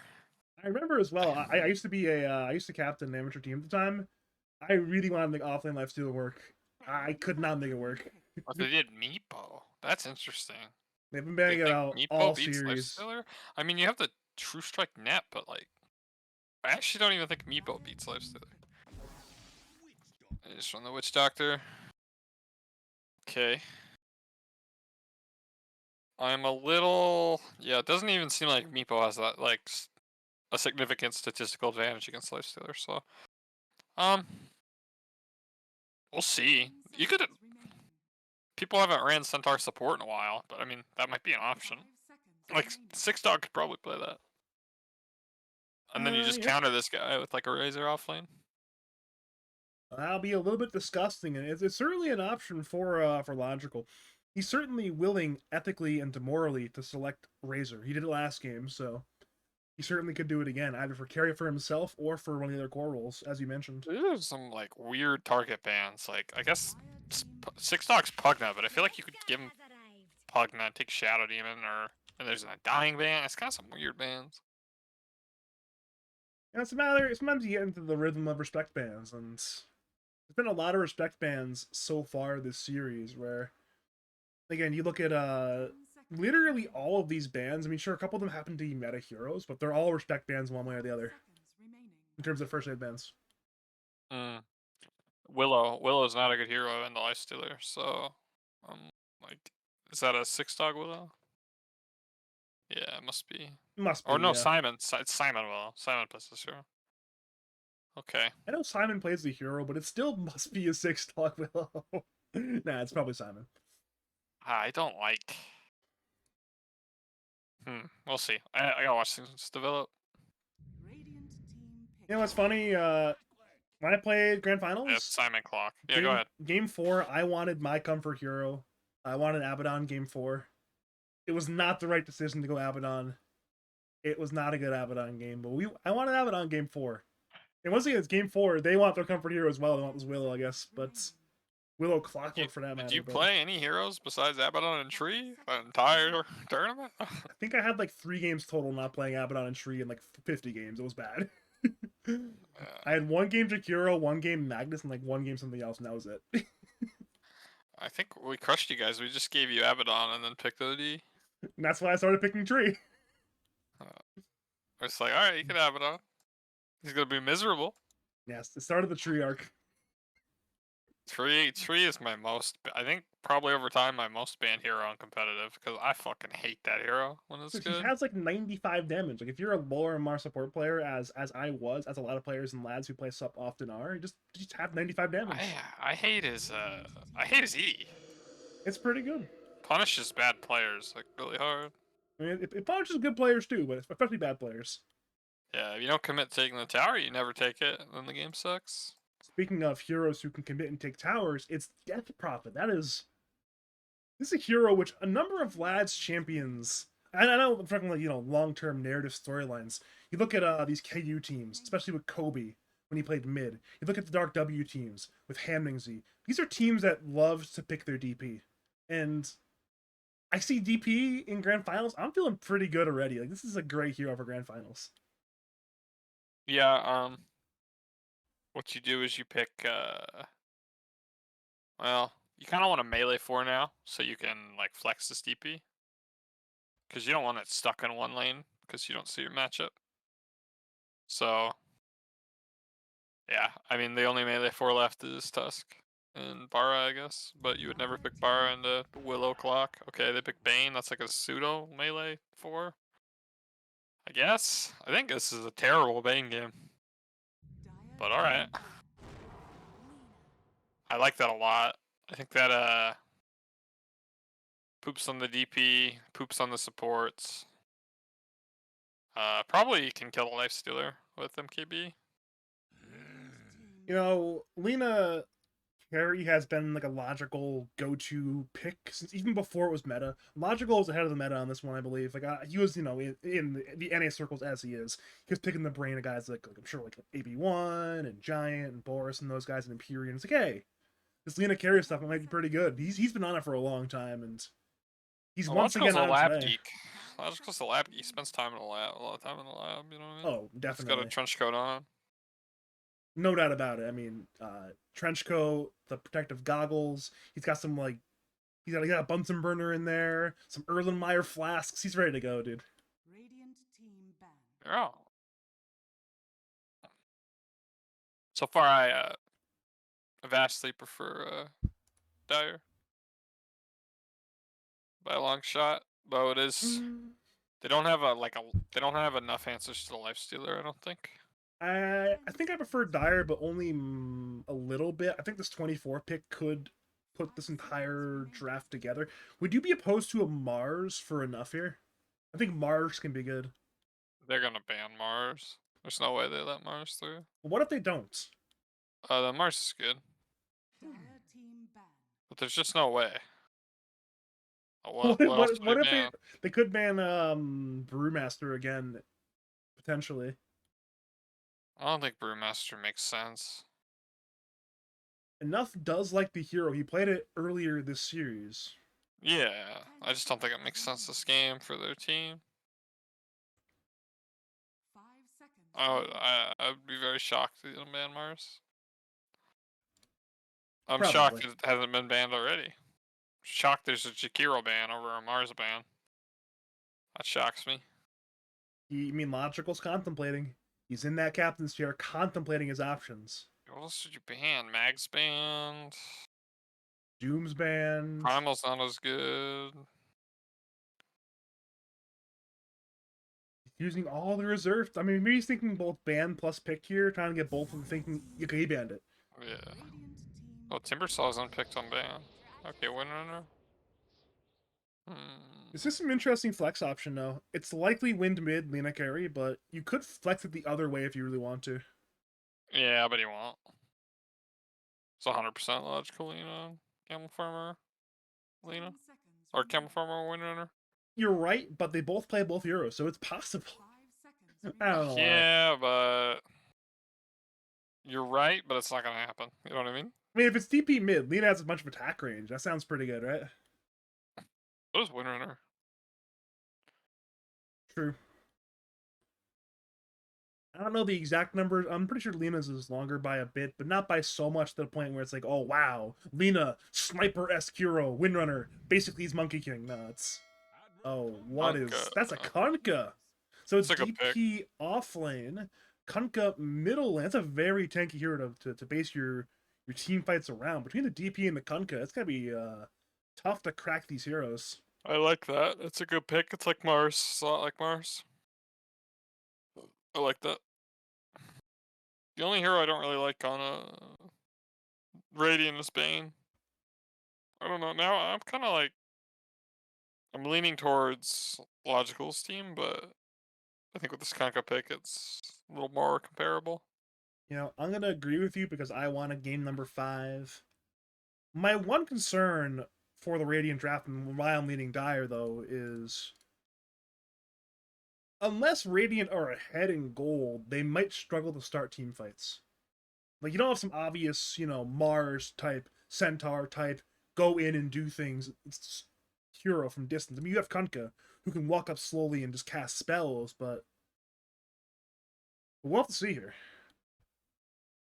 I guess the idea is if you just like pop DP ulti hit a tower, then you have to respond, but still. I think DP has a hard time just hitting a tower. But I agree, but between the Lina damage and the wind damage, you can just kind of hit the DP. But, I mean, what else is DP going to do? If you're not pressing ulti button, hitting tower, then your hero is not that good. Either way, if you are just joining us, welcome to game number 4 of the League of Legends season number 14 Grand Finals. Up 2-1 on the doorstep of victory are Yeah We Smoke Meth, who are once again on the Radiant side for the 3rd time this series. On the Dire side, 1 game from elimination, down 1-2, are TTV/SmilesPerHour. If they can win this one, there'll be a winner-take-all game number 5. In the Radiant jungle, it's fight time. Diego breaks the smoke, in come the pings. Dire putting their ward down. Bramble Maze hits Diego, he'll skill the rage. Cast is bouncing. Battery assault from Simon. Power shot hits 2. Dire have won the damage trade so far, it appears. But we're nowhere near done with the fight being done. Dire do not want to walk into this high ground. Radiant want to leave this high grounds. 30 seconds. And we'll see the Dire Observer get killed by the Dire team to save the gold. yep, can't leave that around. Oh. Oh, man. That was real close to action. I mean, it was action, Yeah. but no kills. No kills. Well, Rage level 1 though. Yeah. Which, again, usually not what you want on the Lifestealer, but it is what it is. Will end up being 2 bounty runes to both teams, so after a lot of, hullabaloo in action, it's still just going to be nothing of value gained or lost. Dude, look at Simon. Simon, you messed up. He did. Still a lot of good damage. Wait, is this thing not going to get grabbed? This Dire jungle bounty rune? Dude, does either team know that it's still there? Nope, but they'll get it. Oh, well.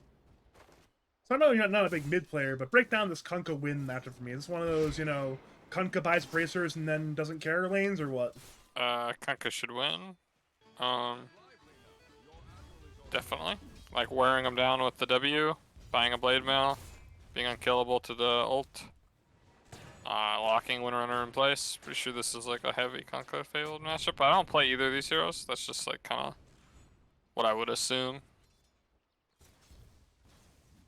By the way, if feel like we're on you can Bracer still- watch, Bracer already purchased for Lefty. He's having I a feel good like time. if you shouldn't die in lane as Wind, but it's hard to like make plays because if Kanka like TPs to counter you die. Bottom lane, by the way, Jahan is trying to escape death. He's got that magic stick. Attempting to run from good to see you, and that will end up being an escape. Luckily, Sixlog was there to farm the creeps while Centaur was gone. No creeps were lost there. Well, I should rephrase.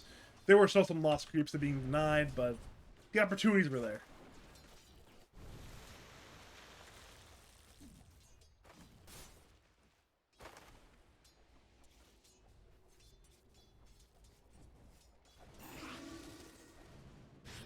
Wait a minute, Nightmare on Simon top lane.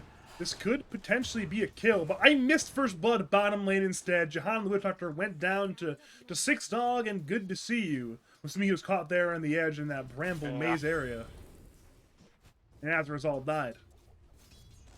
Yeah, he messed up pretty bad on John. What can you do?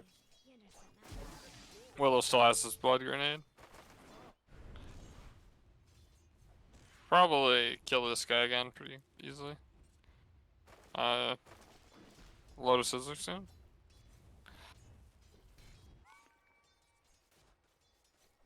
We are going to end up seeing a bit of a fight over the wisdom, or not the wisdoms, the lotuses, I'm sure, in both these side lanes. Six Dog's taking a good bit of damage, though. He's going to bramble forward, rage from Diego. And they'll do a lot of damage with Hoof Stomp into that Shadow Realm damage. Six Dog ends up going down, but before that happens, Diego dies. A very good trade. Very worth it. I think that both Lotuses, yeah, both Lotuses went to the Radiance ups. We have both minute 3 Lotuses.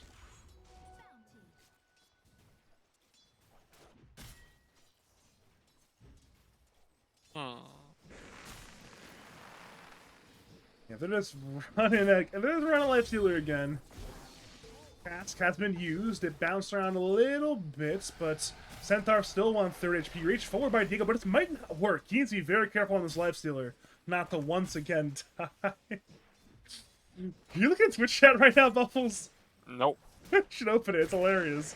Regardless, Bramble Maze on Diego. He's very close to dying. One more hit would do the job, and that last hit simply is not there. Everyone but Six Dog is injured, though, and everyone's fine. I mean, not everyone's fine, but... This is good, though. This is good. Alice can't really touch creeps. Yeah. I like how, like, the Six Dog is, like, kind of the... He's almost like the core in this lane. I like that. Not fun. Six Dog's owning, though. Six Dog's owning so hard. Yeah, but, like... It makes sense. It makes sense. What's going on in this lane? What's going on? What is going on in this Twitch chat?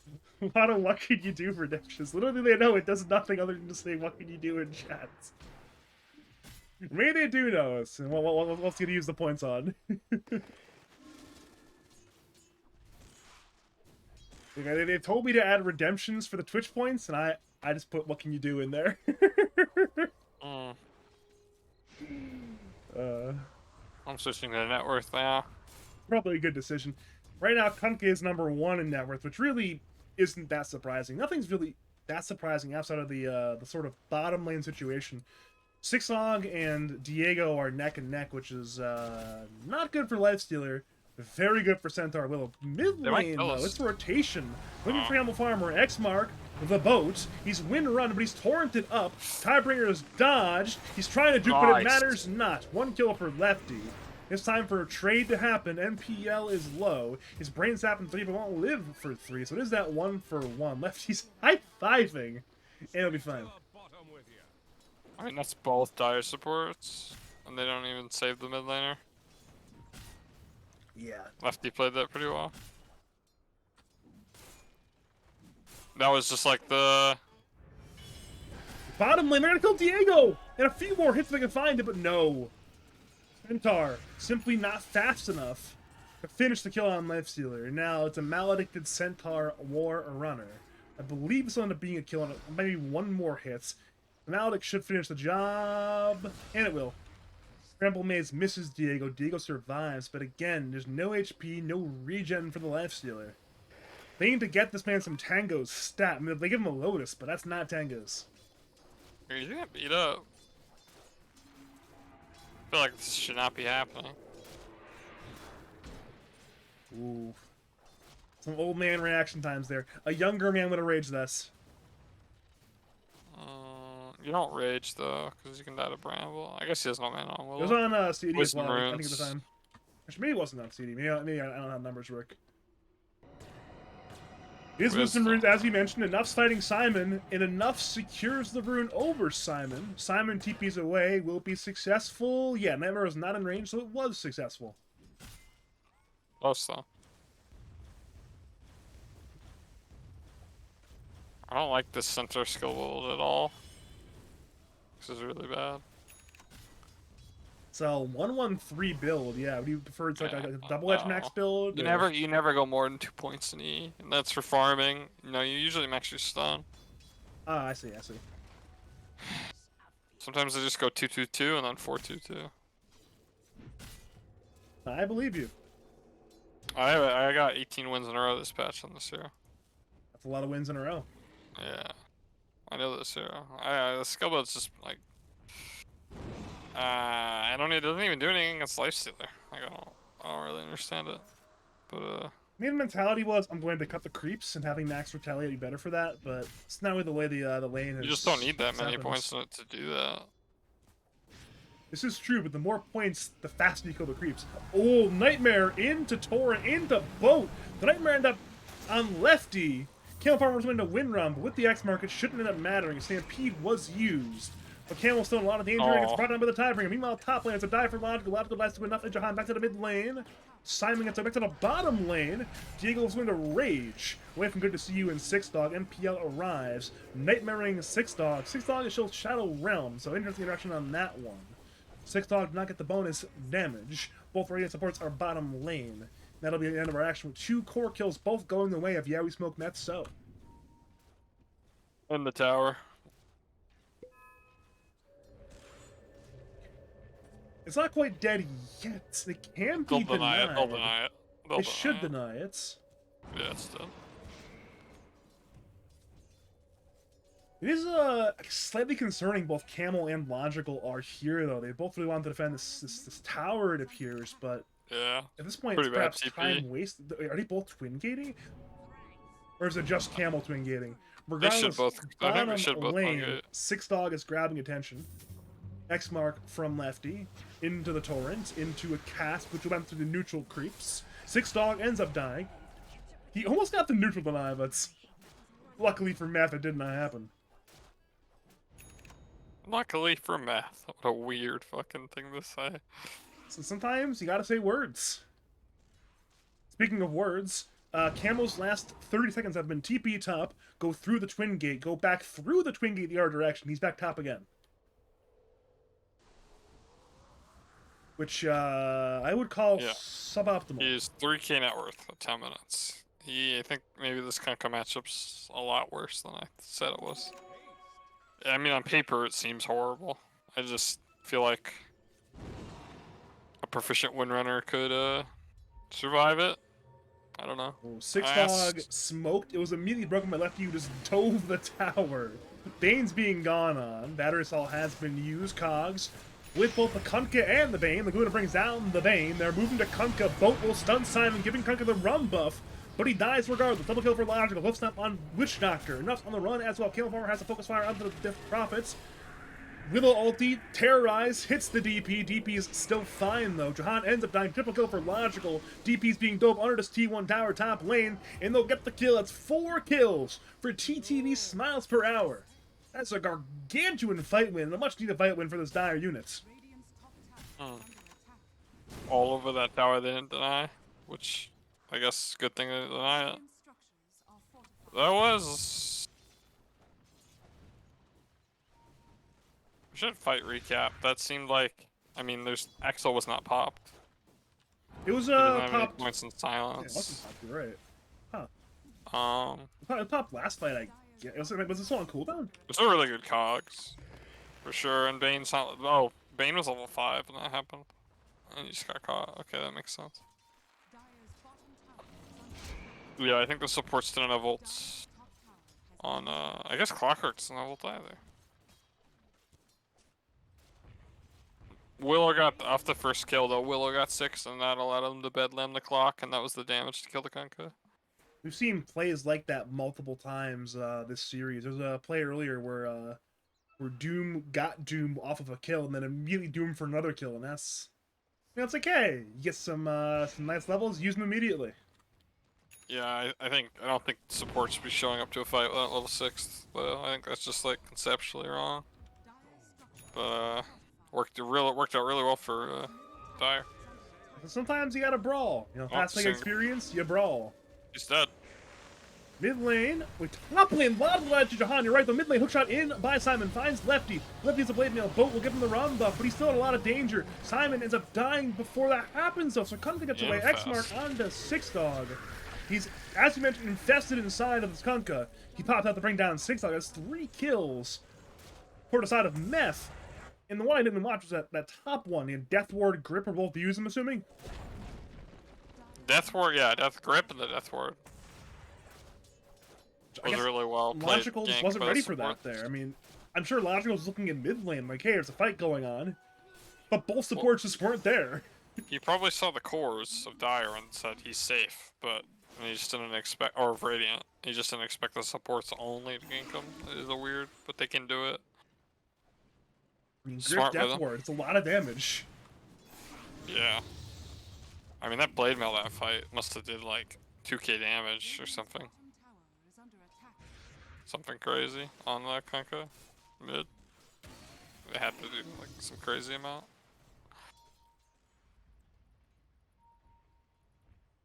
Death Ward is rushing Atos. Under attack. I think this build is pretty bad, but we'll see how it does, I guess. They're looking at Jahan bottom. Again, they're just setting up a bit of a slow siege. Centaur cuts the wave. Shackle ends up latching, and Jahan gets absolutely blasted by Camel. Bane's inside the cogs as well. Bedlam was put on his ally Clapper for the kill, so both Radiant subs down. The T1 tower certainly will end up dying as well.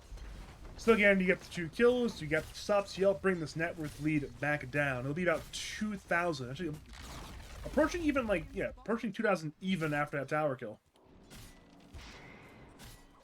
Yeah, that was actually a pretty impactful feed. They should have just gave that tower up. It's a lot of gold.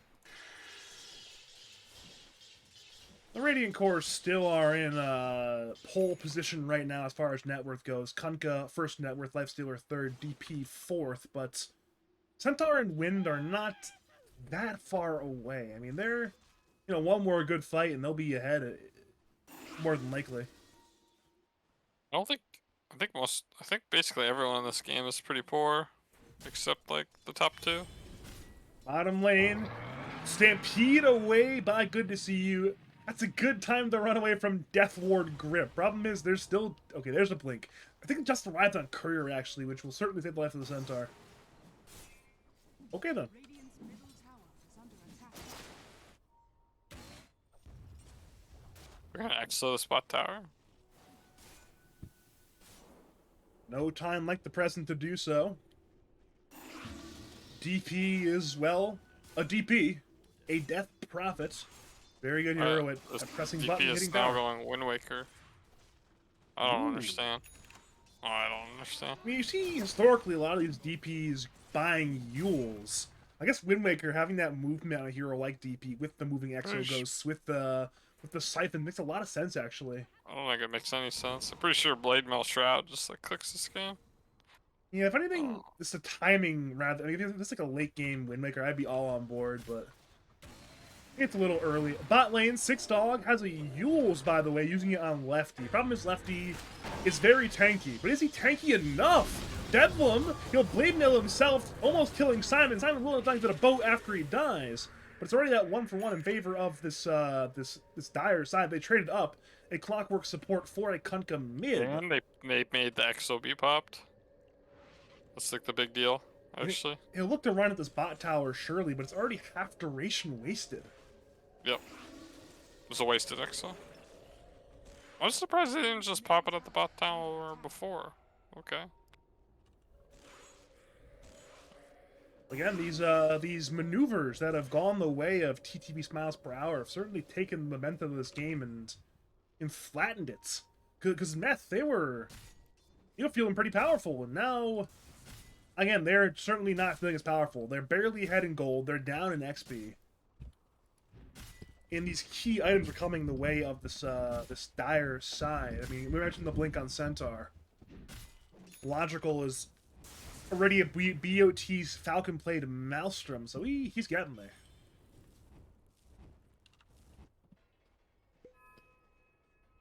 Getting to the Radiance. I think.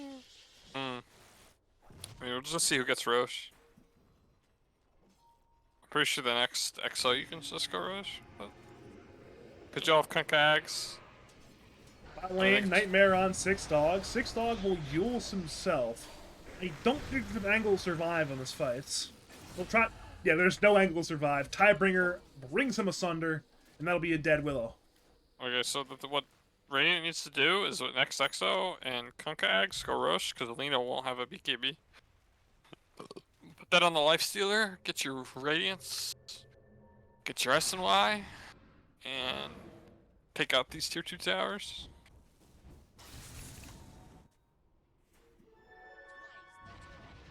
All through the Twin Gate we go.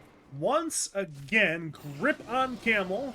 Siphon for the damage as well. Silence will be there, and that'll be a dead Windrunner. Meanwhile, Simon hook shots, finding Lefty's Kunkka. He'll try to boat for the rum buff. Trying to fight, he'll bring down Simon. And at this point, Dire cannot secure the kill on Kunkka. So it's already 2 Radiant-sided kills. 1 on clock, 1 on the wind. EXO will be up in 2 seconds, so if they want to go Roche as you mentioned, then it could just be Roche time. Solo kill for Logical.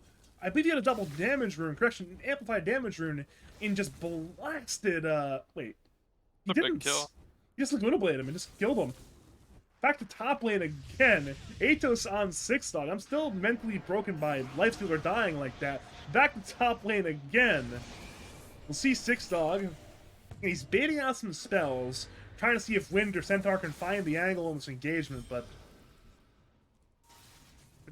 for now, there's no angle for him to initiate with.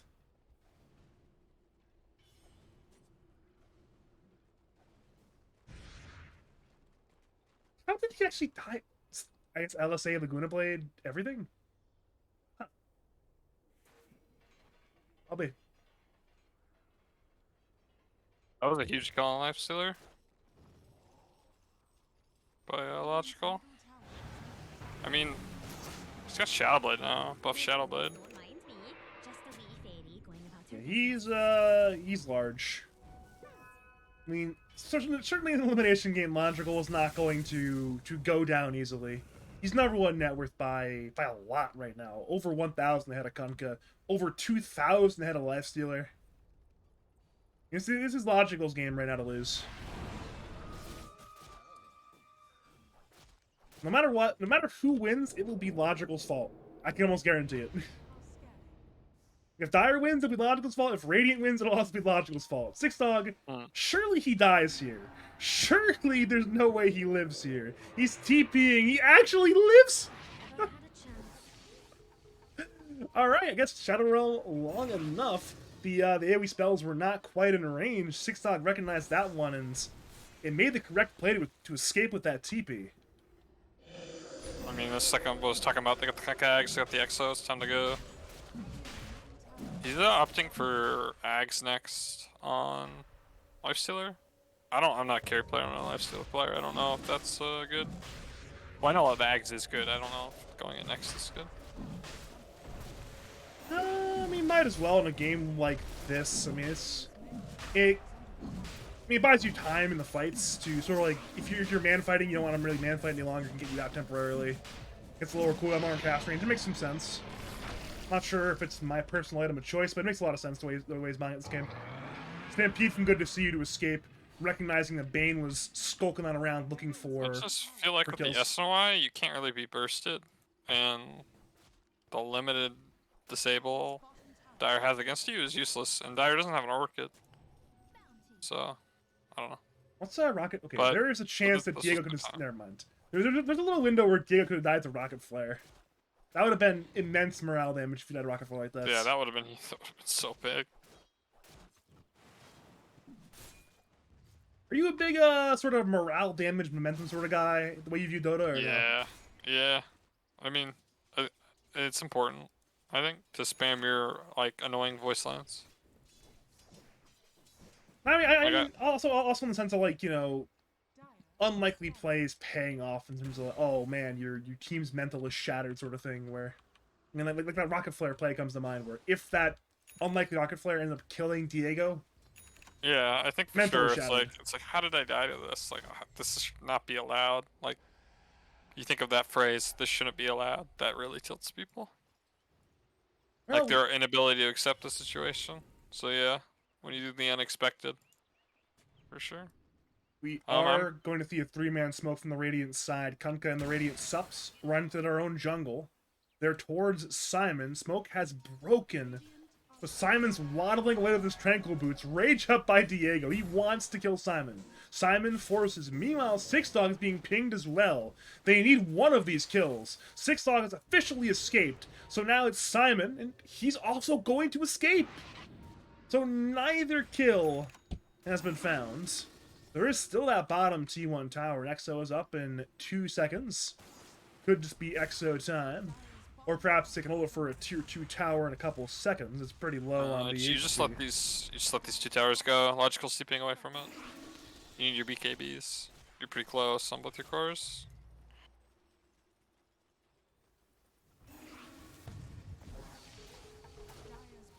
Ooh. We're seeing some pings towards the Tormentor. Enough wants to snag this one. There are 3 heroes, Witchhactor, Lifestealer, DP. Rocket Flare? Uh-oh, it's scouted. But it's too late. Enough grabs it, gets a free shard for himself. No wonder he was picking it. That's a self-interested play if I've ever seen one, and again, low on HP, they'll all TP away and escape. They opted for the let me see. Yeah, okay, they opted for that instead of the tower at all. Alright. I wonder how cool they are chilling on the Sages. If they don't want to get any tier 2s. I mean, if they go their own Tormentor as enough as ping, they'll still have enough time to maybe grab that top tier 2. I think He is going two Tormentors of tier 1 or tier 2 has to be fine. He's Rip going on after- Six Dog. Hookshot cancels the Nice grip. hook. That'll certainly be a dead Bane. And at this point, it's time for Lefty to run, but he seems to have enough distance to get away. I haven't used this Kunkka eggs yet. I feel like they wanted to force using it before BKBs, but now they have BKBs.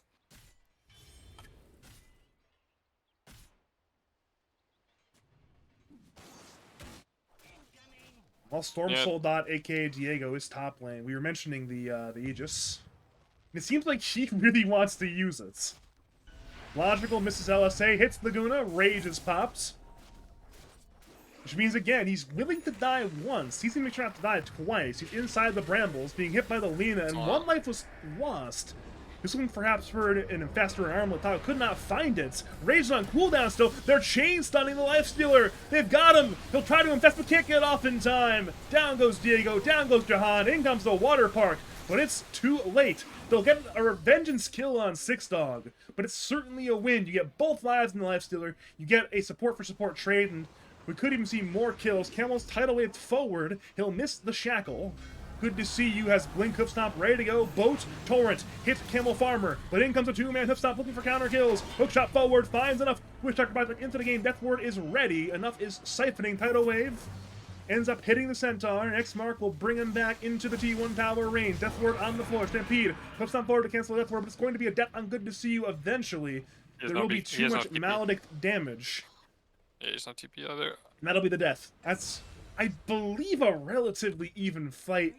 No. That was huge for Dire. That was like... The fight recap didn't... It's not putting the two fights together. Damn. It's huge for Dire. Because... I don't think Radiant's cores scale well against Dire's cores at all. I think they missed something of a huge timing to, like, close in the map. They got a lot of gold on the Lina as well, which... Look at Logical. Look at this Lina. Look at this Lina player, even. I think this Lina cooks the whole...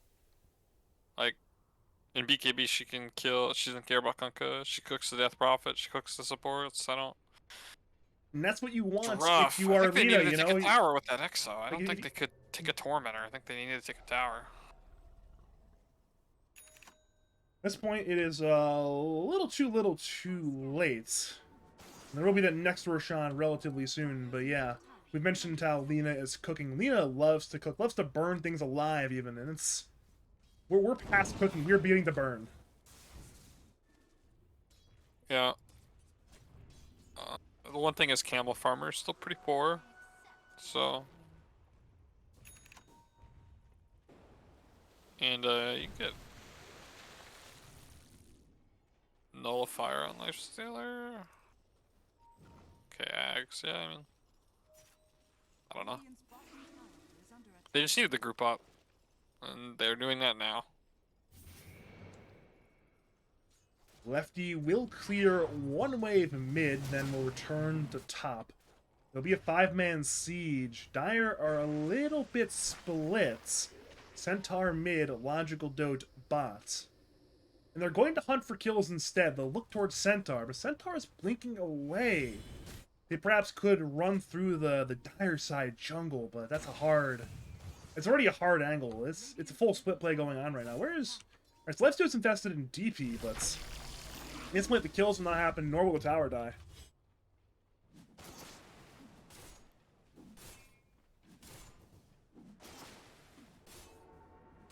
Oh, dude.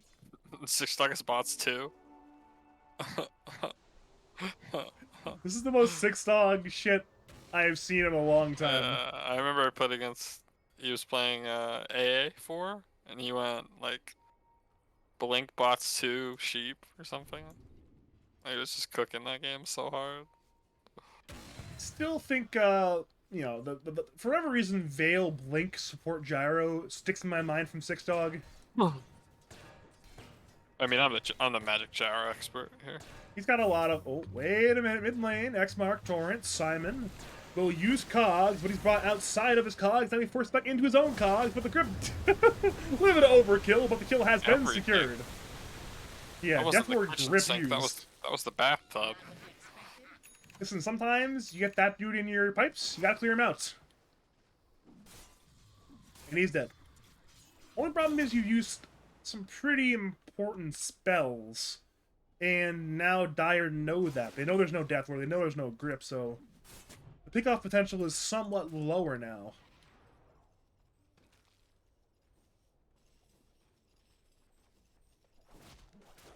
Oh, by the way, Lifestealer did end up opting for S and Y into Ags rather than the Ags first, so you understand, you know, extra survivability, extra move speed, and then eventually we'll go back for that 4th item Magnum Scepter rather than the 3rd item Magnum Scepter. Yeah, I saw that. Makes sense. I think this hero is so snooze though. But this hero has a 350 health talent? What the fuck? Yeah, it's 350 health versus 30 damage. I didn't even see this guy's talents. Lifestealer's got some pretty good talents. Those are pretty good. Well, it's time for more Tormentors to die. This time the Radiant side Tormentor. The Shard will go to Endplaner on the Bane, so now both Radiant Sups and the DP have their Shard. As does Kunkka, so it's only Diego who does not have a Shard. And at this point, I mean, the Dire Tormentor actually respawns pretty soon. If they want to go for a greed play, they can get the Dire Tormentor and not spend the gold on Lifestealer. Grip onto Clockwork. Diego's running forward. That should be a dead Clockwork. He can go for a bit of hookshot play, but the roll's not really a great target. As a result, the clock is dead. Trying to get vision for that rush, but I don't think Dire can contest it even if... I think it's bad for Dire to take a rush fight. In general. Maybe it's easier for Clock just to try to steal it. There's definitely angles for a Roshan fight with the right positioning, with the right execution. You have Clockwork, you have Centaur. Especially with the Terror Eyes, but yeah. But once they pop Exo and they have Kunkka, I think it's a lot simpler for Radiant to take a rush fight. Oh, I love what Endplaner's doing. This is like shades of like 2020, 2021 from the Chinese Dota. There's a time like all these like Chinese Banes, they would just buy shit on him, sit in the lane. Problem is, it no longer has infinite duration. He's been found by Six Dog. Blink Shiva's hoof stomp on Bane. Bane to fall. Death Ward has been used by Jahan. Big E from Logical. Enough is trying to fight with the Exo and the Siphons. Six Dog's already dead. He'll stun DP as he dies. Hookshot forward by Simon zones away Diego. By this point, Logical's brought up in the torrent and brought down. The TPA was not successful. That's 2 kills, including the big kill on Logical. And now they'll head towards Simon. Simon's breaking a couple of ankles with the Force Staff, but there's simply too much gap close, too much damage, and too much death. A triple kill for enough on the DP, and a big fight win for Yeah, we smoke Meth so. That's exactly what I was just talking about. Because Lena has to, like, run in, and then she has to BKB, or she, like, insta-dies, and then once BKB is gone, she dies. That's what I meant by it's so much harder for them to take a rush fight, because they have to just kill someone right away, like, right from the start.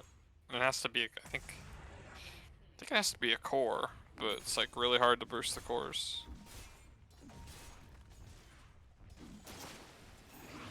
Yeah, well, I mean, to be fair, these cores are just very hard to burst. I mean, Lifestealer, notoriously hard to burst. Kunkka, notoriously hard to burst. DP... I mean, Camel Farm wasn't there as well. Yeah, I mean, DP's not even easy to burst either. I think she is if, Blink Shiva's from enough, so enough chooses the engagement. Camel will shackle lefty, but Boom is still used in time. Good to see you is dead. Now Camel will attempt to get away. But Xmark, I believe his time's slightly wrong. As a result, Camel will end up escaping with that BKB duration. Regardless, that's a tower and a core kill. Big win there for Yeah, we smoke Meth so again. I mean, I think Dyer's really fucking up. They have no business standing at the tower. On anybody. It seems like, Yeah, we smoke Meth so made it their business to punish them for that maneuver. Again, there's a tier 2 bottom, there's a Tormentor bottom, if that ends up being the chosen play. Lefty will end up poking around with Six Dog. Xmark was used, Tidal Wave as well. Six Dog will attempt to escape with the TP, and it'll work! Another great escape by Six Dog. Trying to stop the creeps from getting to this bottom tower. Problem is the tower is dead and the creeps are still here, so mission somewhat failed. Roche is about to go uptown. I wonder how good this Lena 25 talent is.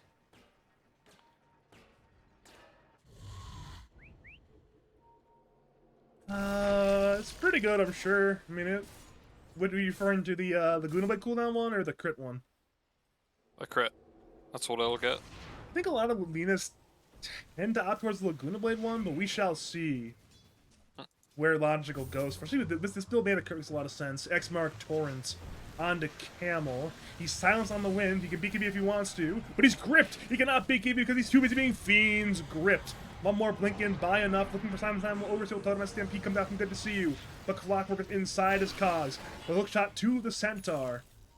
And that was the only winning play to let him live, but it's still a dead wins. And probably a dead Roshan. Wait a minute, blink onto Logical! He has to BKB! I mean, it's the only play he could have made there to BKB and escape, but he's not happy with that one. Meanwhile, top lane, Xmark, again, Logical's top lane! He went top lane! He's playing with Six Dog, but the numbers, they're not good. They're outnumbered top lane. The Torrent Storm is fantastic. Logical will attempt to LSA. He'll attempt to juke to the west. And so far, it's somewhat succeeding. But he tried to go invis, but the blue Sentry War from Jahan saves the day. So Logical escaped death mid lane, walked right into death top lane, out of the frying pan into the fryer. And at this point, Roshan will go the way of Yeah, we smoke Meth so.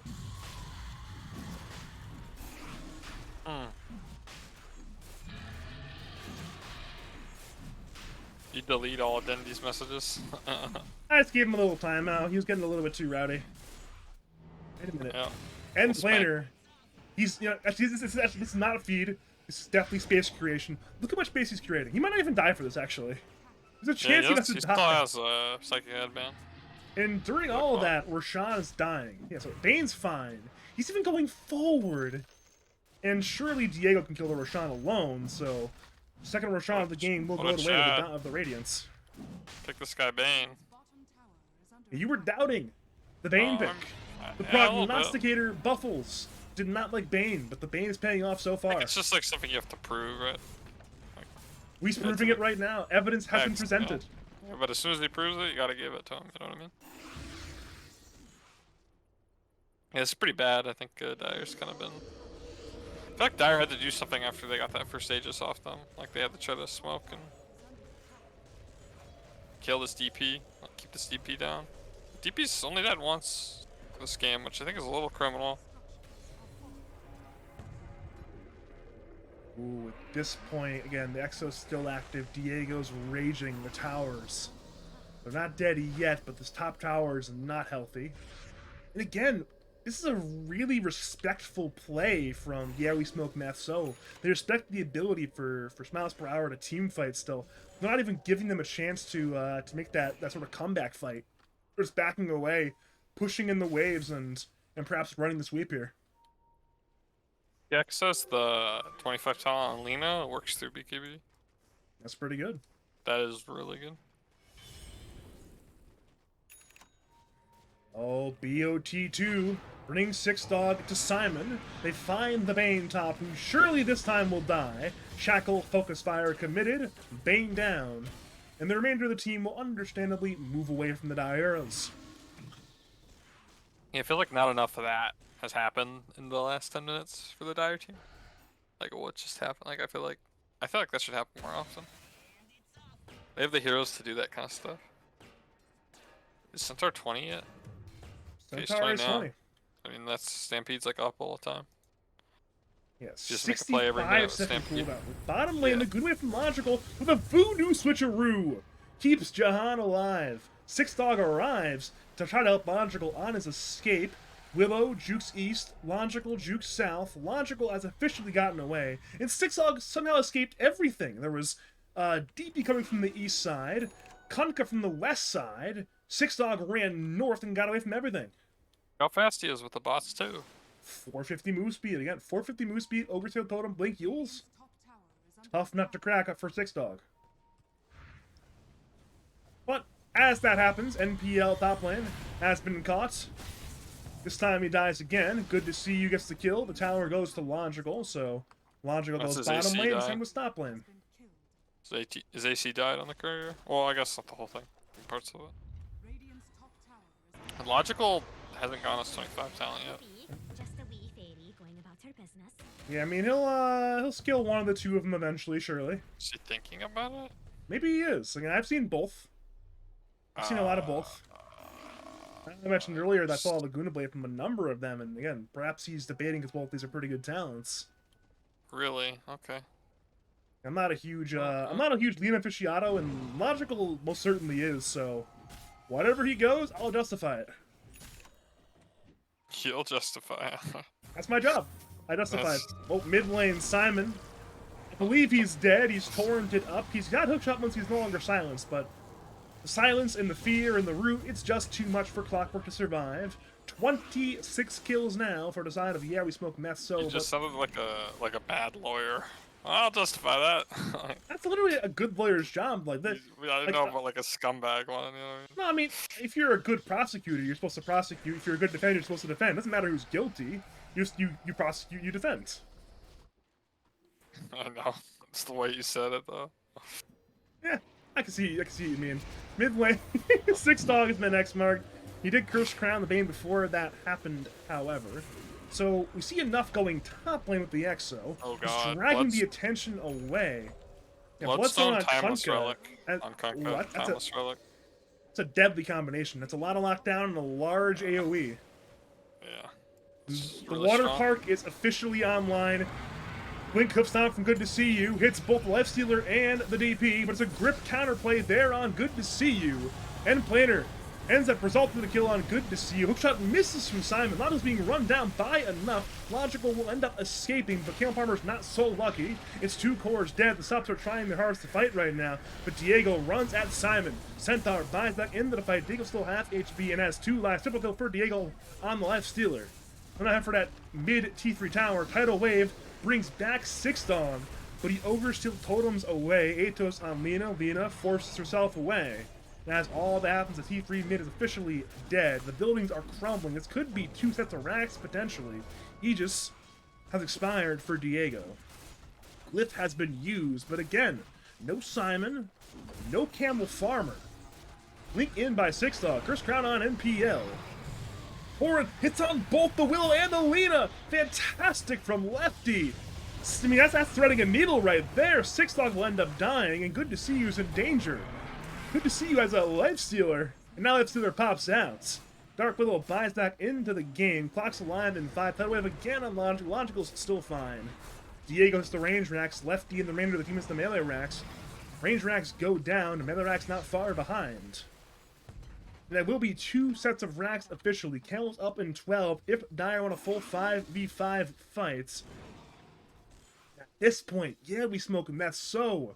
They are so close to victory. They can taste the win right now. They are not far from Megas. They're not far from the GG call.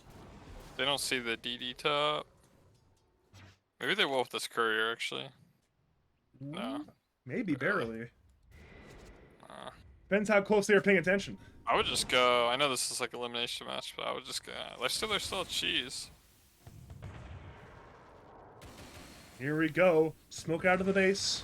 Six Dog, Curse Crowns enough, and then blinks away. And this high ground location is so hard to fight into right now. They have the ward for it, but Dire also have a ward here. Both teams know the importance of this high ground location.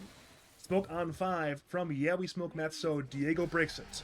He rages. Exo from enough. They find Simon with the grip. Simon has a buyback. Blink in by Centaur. Hoof stopping the Bane, but Bane's still fine. They fear away Lefty as Storm Soul Dot and the DP have enough to run down Six Dog. Six Dog loses himself. Hook shot in. Finds Lifestealer. He'll cogs to knock away. Diego gets forced by a teammate, saving his life. And now the Bane finally dies. Boat hits the Centaur and the Torrent Storm hits the Lena. Buyback from Bane. Good to see you's in danger. Good to see you is dead and has no buyback. At this point, Dire have no buybacks at all. This is their last 4 lives. Six Dog will Yules himself and cannot blink and die. He has no buyback. It's a 3v5.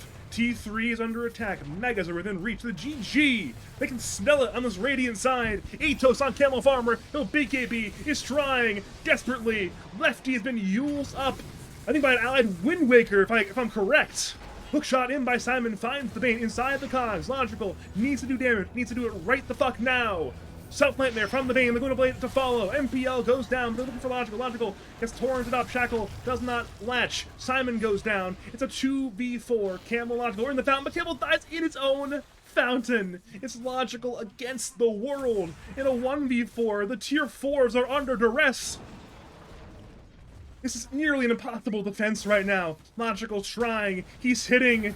They're even high-fiving him in return, though. I think Logical knows this game is not long for life. He will be dead. That's a full 5-man wipe. And Yeah We Smoke Meth so have won Season 14 of League of Lads.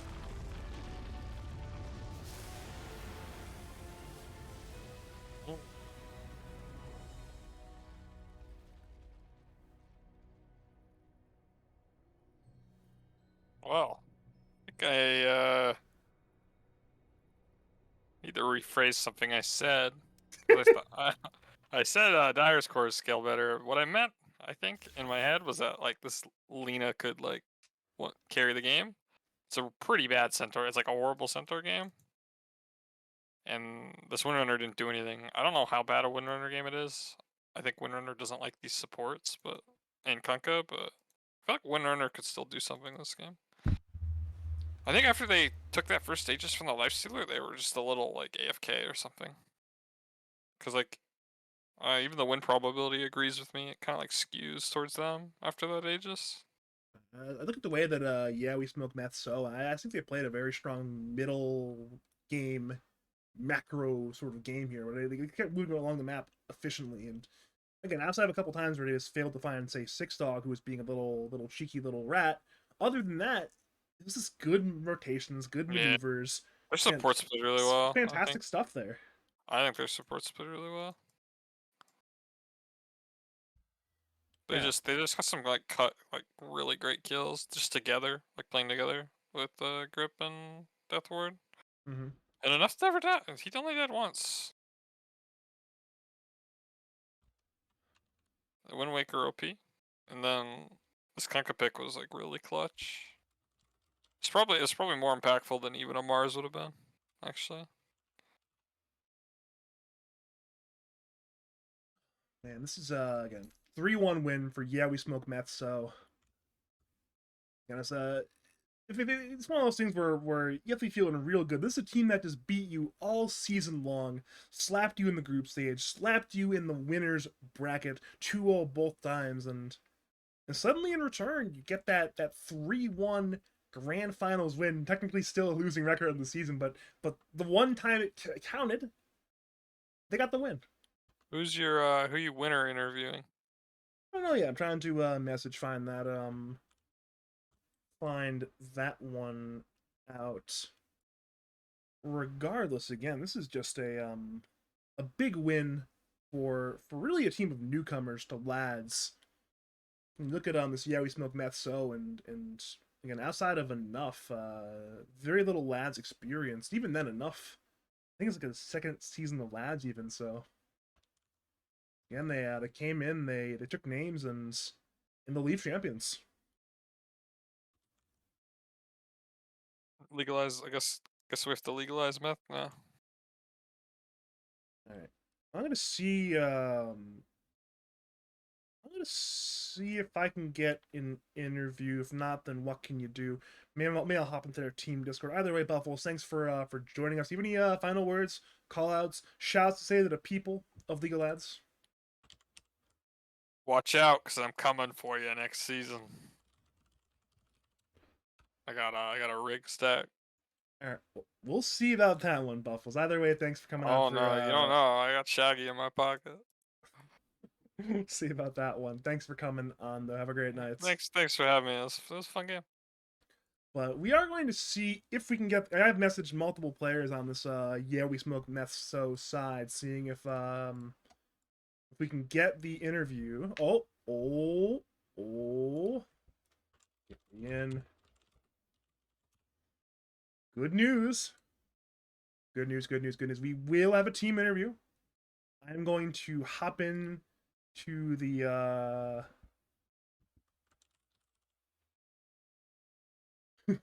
we are going to hop into their Discord. I do think that should be nice and exciting. Let's go put it on the screen actually.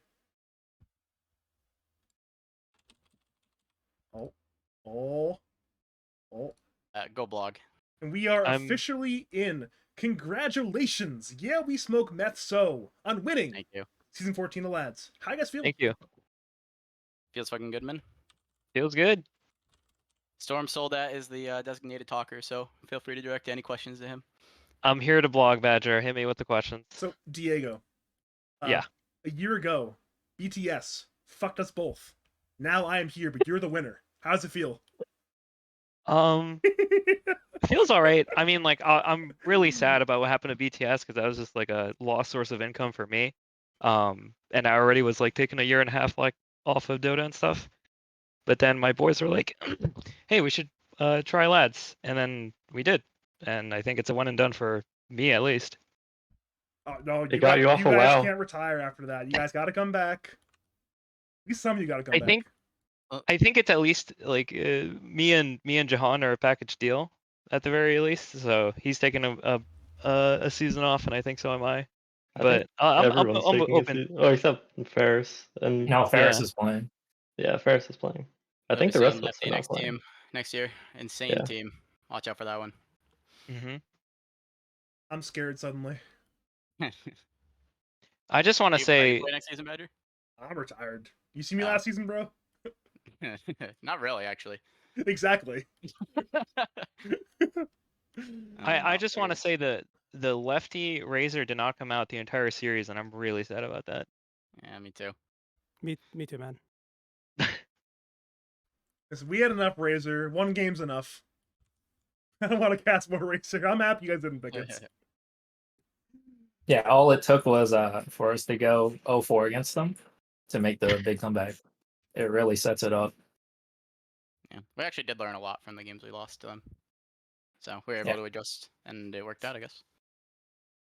Now the funny part is, I mean, look at game one. That's one of those, get the monkey off your back games. Pretty competitive game one, but overall, pretty solid win for you guys. And then game two happens. And game two was a very ugly Dota game.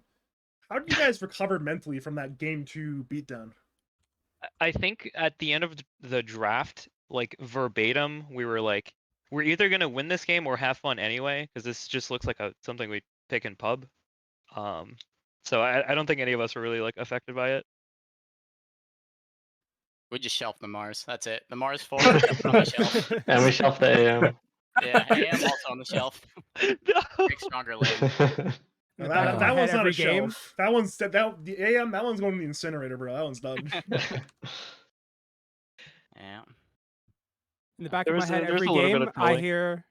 hear, pick me Mars, Mars 4. And every time Mars we pick looks it, pretty good here, guys. yeah, Mars you looks know, pretty it's good. like we wanted to pick Mars game 4, but they were at us. That was a little annoying. Yeah, I think Logical like got in the Discord call somehow because like we were like, wait, what if we pick Mars and it got banned instantly? We were all chanting for the Mars last pick for the 4th game. Then the ban happened. Okay, to be fair, even I kind of saw it coming. If I'm seeing it coming, then surely Logical can see it coming. Yep. Nothing to respect the logical. Of course. And Of the course. boys, nothing but respect. It was a good series. Yep. I felt like we had some stuff to prove, so I mean, you proved it for sure. I yeah. mean, He was 3-1 talking win. so much shit too. Yeah. We've never lost to him. He didn't talk when he said that. He didn't talk about the scrim that we destroyed him. But It did end up being a 3-1. I'll just say that. yeah, but yeah, we made the adjustments and it worked out. So GG's to them. Yep. Definitely the most fun team in the entire league to play against. Like I feel like I've been getting carried the entire season. So when I get to play against these guys, I'm like, all right, I'm trying for once. You locked in, man. I was locked in. They're the only team I think to 2-0 us in groups. There is a matchup matrix. I could probably check that real fast just for fun. Yeah, they're the only one. A Redemption. lot of 2-0s, couple, good handful of 1-1s, but yeah, it's the only 0-2 you guys had in group stage. Mm. I will say though again, think that might have been- congratulations. Oh, you say? Oh, I was gonna say, I think that might have been the series we swapped roles, or like the first Yeah. series after that, or the one before. Oh yeah, Yeah, that was the that series was that the caused us to switch series. roles. Yeah. Wasn't that the one that caused the roll swap? It did. Yeah. It did. Yeah. Yeah, that was the troll incident. We got boomed so hard that we had to swap roles.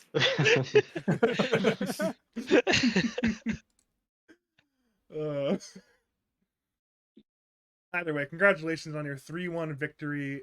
You have immortalized yourselves as lads champions by winning season 14. Any final words, call out, shout say to the people of League of Lads?